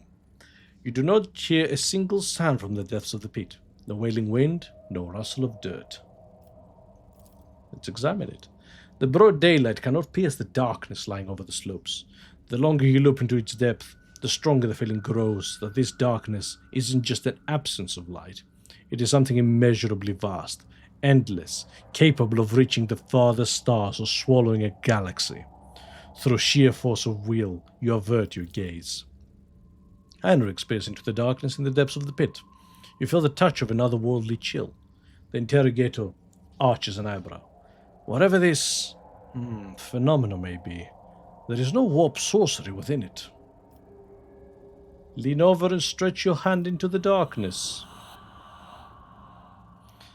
At the edge of your consciousness, you sense something slimy and intangible answering your invitation for contact. It seeps into your thoughts, tasting your emotions. Surprising curiosity envelop you, but these feelings are not your own. I am so curious to submit. Right. It's got to be heretical shit. Let's quickly step away. Failed. Uh-oh. I don't think we get a choice. You turn around and walk away from the ominous pit and its secrets. Back on your ship, you give out a few orders, play a game of regicide, and turn in for the night. As you open your eyes, you find yourself back by the abyss. You run for dear life, get back to your ship, go to a different system, and when you wake up the next morning, the darkness is once again staring at you beyond the edge of the pit. Again you run. Again you change one system after another. You go without sleep for several days, yet it happens all over again. You spend months, or it could be years, in desperate flight. At some point, you simply give up. With resignation, you sit down at the edge of the pit, no longer moving. Alien satisfaction fills your mind. You are hit by a sudden wave of all-consuming silence. A moment later, the world around you disappears, leaving only black, viscous, boundless darkness.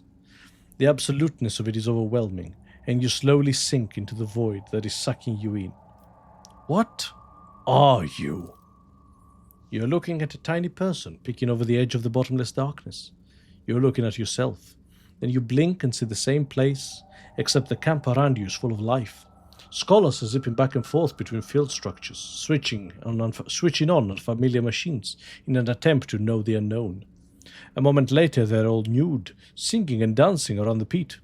The smell of heated bodies, blood and sweat assaults your nostrils, drowning out your thoughts. One by one, the lunatics fall into the embrace of nothingness. You make out a toad-like Xenos building a temple around the pit. They are praying, conducting rites, making sacrifices to the darkness in hope of unimaginable gifts. The darkness shrouds everything once more. Or rather, you are the darkness. Something immeasurably vast, endless, capable of reaching the farthest stars or swallowing a galaxy. But some will pulls you out of your cozy embrace of the void towards the light, and you snap out of the vision as sorrow fills you from within. What do you want from me? You find yourself on the floor of an abandoned estate. You feel someone's disgusting presence behind you, and raspy, foul breath tickles your nostrils. A drop of water trickles down from the stone ceiling and shatters the silence with a deafening splash. The heavy door before you is open. You could try to escape. It is now or never. Well, Hannah says, "Whoa, man, deep. How many psychedelics did you neck whilst I was making tea?" all of them?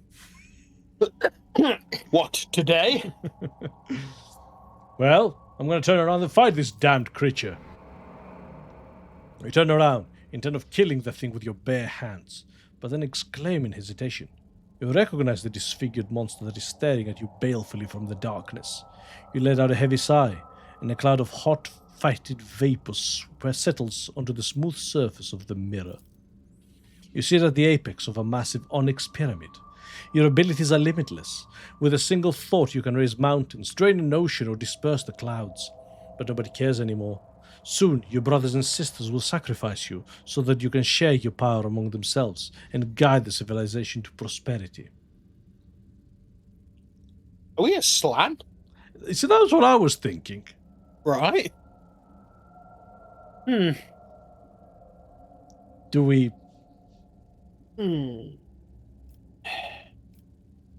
pervert the... Ooh. No, let's proceed with the ceremony for the sake of future generations. For those who come after. For those who come after. Solemnly, you are placed on a cold black slab covered in glowing script. You close your eyes and pray as your brothers and sisters rip your 7 hearts out of your chest. By the end of the ceremony, they are gnawing on every last bone of your body, shedding tears of sorrow. You join your ancestors within the black monolith, and for many centuries thereafter, you watch from above as your civilization blossoms. You are lying on burning sand, struggling to open your eyes, but your eyelids feel too heavy. You can barely move your arms and legs, your stomach hurts, your throat is bone dry. Several of your kin, all emaciated, and are scattered around you. The hunger is so strong that it is driving you mad, and you let out a bestial howl. Something metallic clinks next to your right hand. A knife. This is it. You can survive. You must survive. All you need to do is decide whom to sacrifice.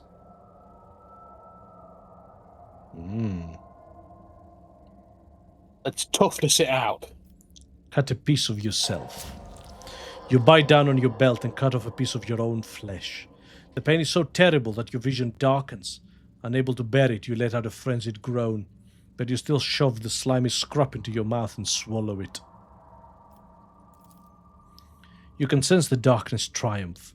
It has been following your thoughts with great interest, rummaging in your memories, studying your emotions, savoring your resolve and rage. Its bottomless gut rumbles with satisfaction. At last, grateful, it lets you go and presents a parting reward. We have gained the ability Champion of the Abyss. Oh, Permanent +2 bonus to weapon skill and coercion. I mean, it's alright. yeah. Hannah says Necrons with the black monoliths. I don't recall them having 7 hearts. Yeah. This Or am was I- trippy. It really was. Hannah says, or am I too basic? Oh, inscription? Sorry? There was it said inscription with awareness. Oh, I don't think we clicked I on it. missed that one. No, it's all right. I mean, I can go back. I don't think it was anything. I think we got everything we needed out of it. Yeah. See, again, they're doing a really good job of presenting the world, the universe, as something much bigger Yes. than Bigger than just Imperium chaos. Yeah, there are thousands of, unknown alien races with their own everything. Yeah. Oh, Eldari equipment. The Hunter Father's armor. Koronus. It is Koronus! Ah, awesome. The word against the strike of Koronus ability. Awesome. A report shows up on your personal cogitator screen. Unknown ships are towing the Interstellar Sextant, a cargo ship belonging to one of Footfall's wealthiest traders. It looks like the pirates have bitten off more than they can chew, and have now been forced to drag the ship to a more secluded place where they can plunder it undisturbed. Attack the pirates, for they have gathered up my ship. As soon as they see you, the escort ships charge into battle at once, while the captive Sextant powers up its warp engines. Unless you interrupt the preparation for the jump, the cargo ship will forever vanish beyond the veil of the Immaterium, along with the riches it's carrying. Send all available forces to intercept the sextant. Do not let it get away. Okay. And I might stop after this. I am absolutely starving. Oh yeah, no, that's no problem. Wait a minute. Those are the same two that I have on my It's not a storm. No, not Stormbird. When manned and ready. Oh. Oh. So in order to hit that diagonally, I'd have to be here. Yes.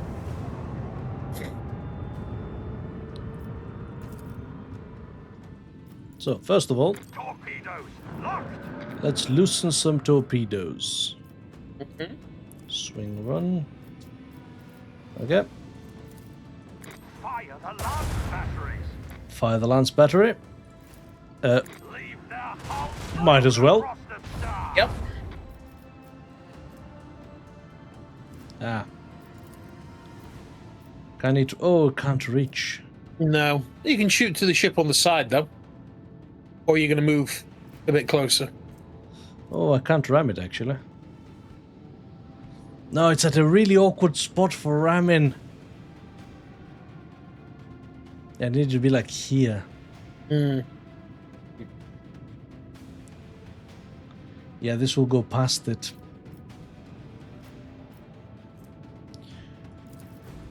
No, I really want to deal with this one. Alright. Fire right now.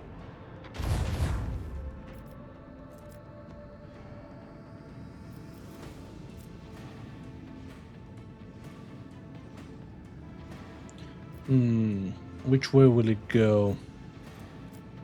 I think it's going to flee straight right. If I had to guess. Okay. Yep.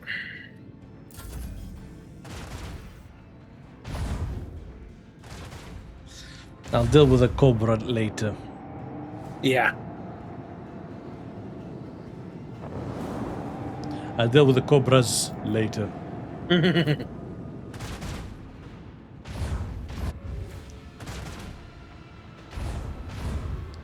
this is gonna hurt. I'll be fine. I'll be fine.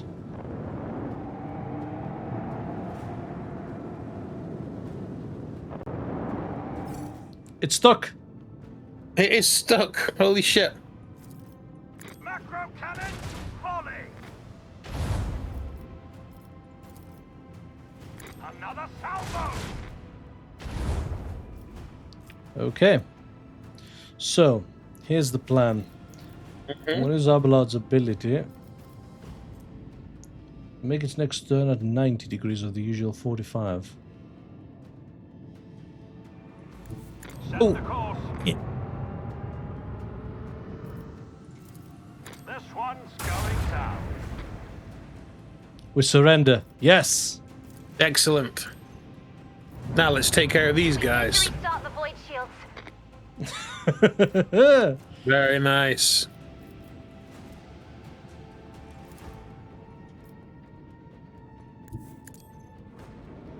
Let's turn the torpedoes around. Mm-hmm.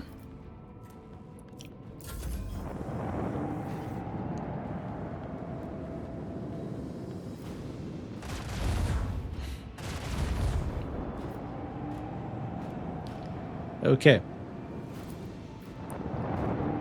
So we managed to stop the big ship. Yep. Now to secure it. Because I am feeling a little bit vulnerable at the moment. Yes. However, anti-stick. Got rid of their torpedoes as well. Very nice. So, that should be fine. Macro cannon volley. Yes, very good. Oh, you could get in front of them and ram them, couldn't you? No, actually. Oh, no? Lay in the course. Because I can't turn fast enough to begin with. All right. Fire! Right now! And this... Yeah, it's just slightly off. Annihilate them! However, I can hopefully... I can't. Oh, and I'm messed up actually. No, I thought I had fired the other battery. That's why I tried so hard to get on its side. Right. Onward!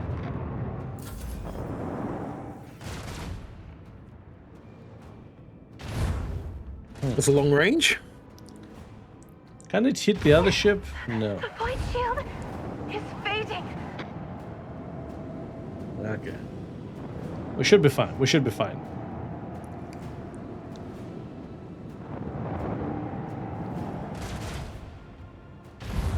We'll be fine. We'll be fine. It's gonna be okay.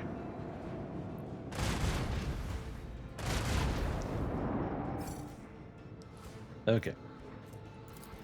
Macro cannon! Volley! Okay, that should have disturbed that. Oh.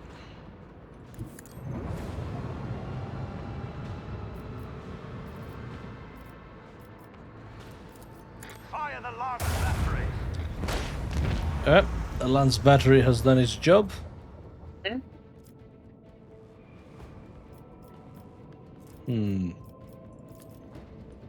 the hull strewn across the stars! Okay.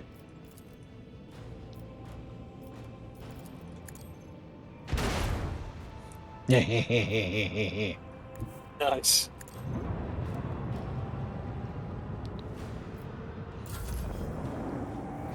They're all really damaged now, and they have deadlocked.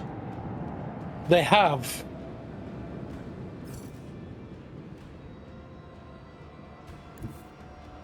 The time has come. Which allows me to turn entirely around. This one goes down. Very nice. Do we need to turn the shields back on or something, are they saying? The shields have taken damage, yes. Fire right now! Okay.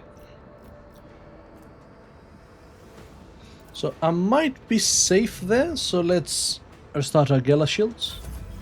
Gela shields, oh well. Nope, we're not okay. Oof, that hurt.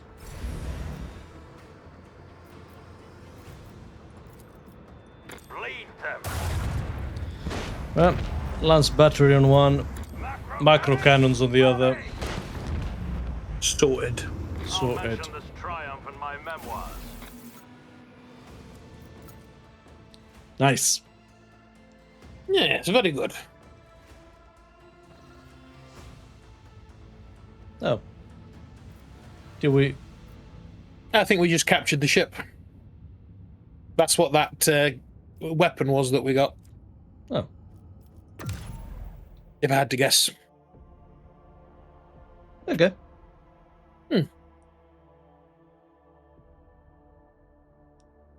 That's one for like a profit factor boost. That would be nice. So.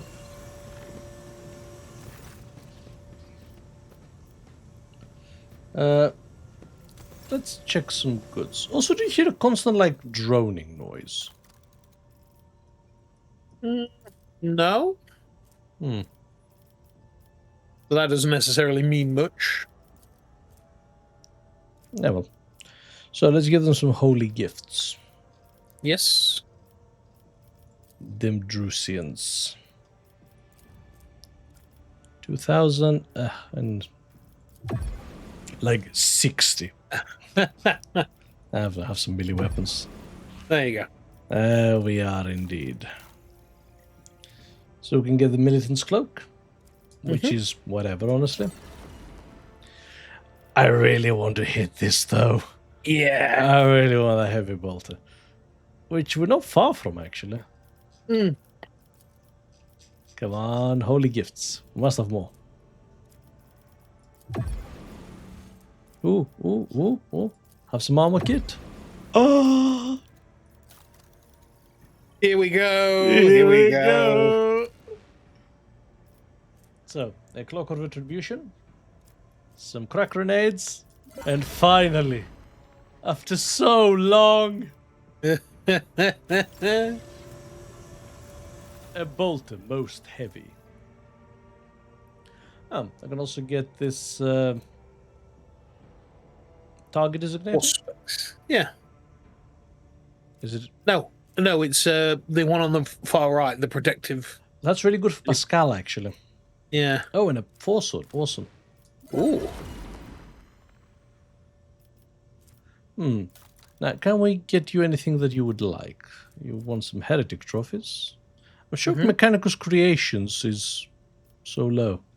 Yeah, I know, right?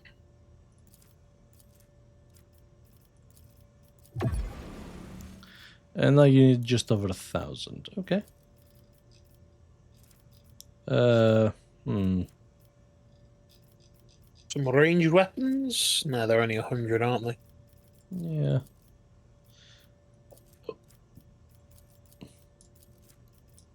There we go. So we need another 600. Have some more Mechanicus Creations. Some range weapons and some armor kit. And another bit of armor kit. Oh, 75. Damn it. Sure. Have some guns. And give me that med kit. And that is, yeah. We're still away from that one. Okay. The Kazbalikans were a long way away from. Yeah. Although the commissars, whenever the wearer chooses an ally as a target or ability, the wearer immediately gets 3 MP, and the ally gets... That's perfect for Maximilian. Yes, absolutely. But we can't afford it. No, it needs an insanely high profit factor. Yeah, there's no point starting on the Kazbalikans until we have the profit factor to afford their stuff, really. Yeah. Oh, the Fellowship of the Void. They really like the Xeno artifacts, don't they? Heretic trophies as well. Yeah, a lot of people like those. Have some melee weapons, range weapons that I have lying around. Miscellaneous or whatever. Yeah. So that's 2,000. Yeah. So we need another 2,000. Oh, I can sort them actually. Oh, there we go. By type, by cost. Yeah. There we go. Some Xeno artifacts. Jewelry. And some armor kit. There we go. Another pistol and a hammer. Very nice. And finally, the Imperial Navy. Will grace us with a box of scrap. Not bad, actually. It's what we need to repair. Yep. However, they also have all the Void trophies.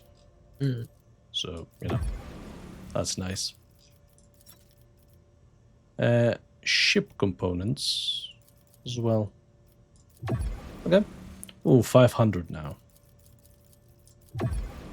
There we are. There we go. So we get some more torpedo tubes and a repulsor shield. Very nice.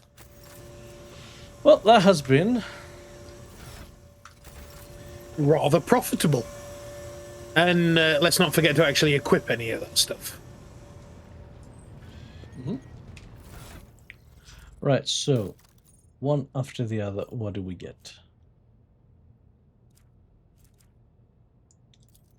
That can go into cargo.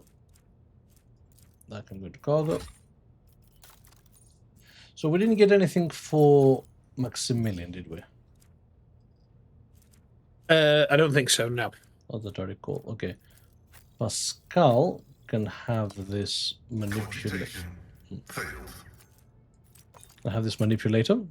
Because plasma takes quite a bit to reload, actually. Yeah. For each enemy affected by psi powers.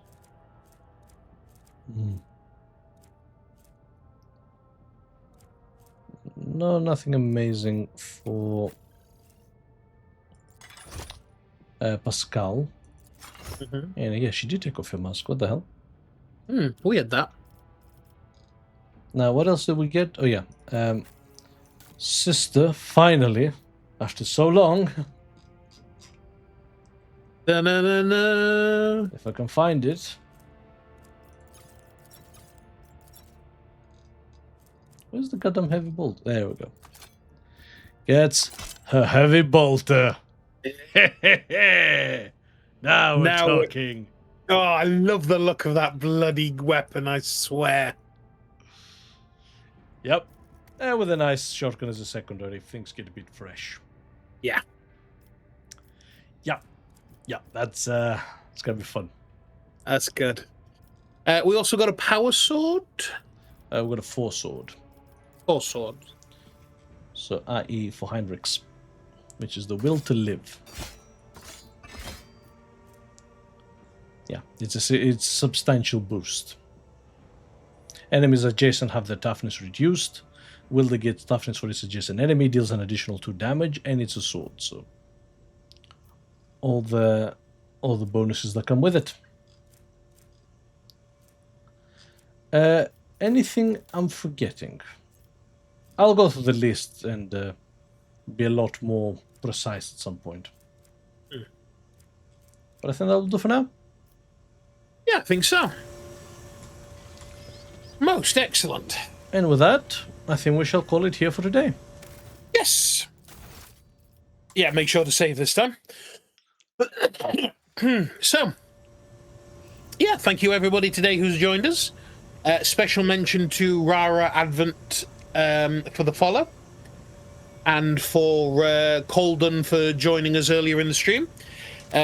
Thank you, Hannah and Yannick, in the chat. And if you would like to watch any of our other VODs back, please go to YouTube and search for the R&D Experience. We also have a Twitter and It's Blue also Sky linked down account. below. Yeah, they're also linked in the doobly-doo. And like I say, we have a Twitter and Blue Sky at the same handle, so please join us there to find out what we're doing. And I believe that's everything. That is indeed.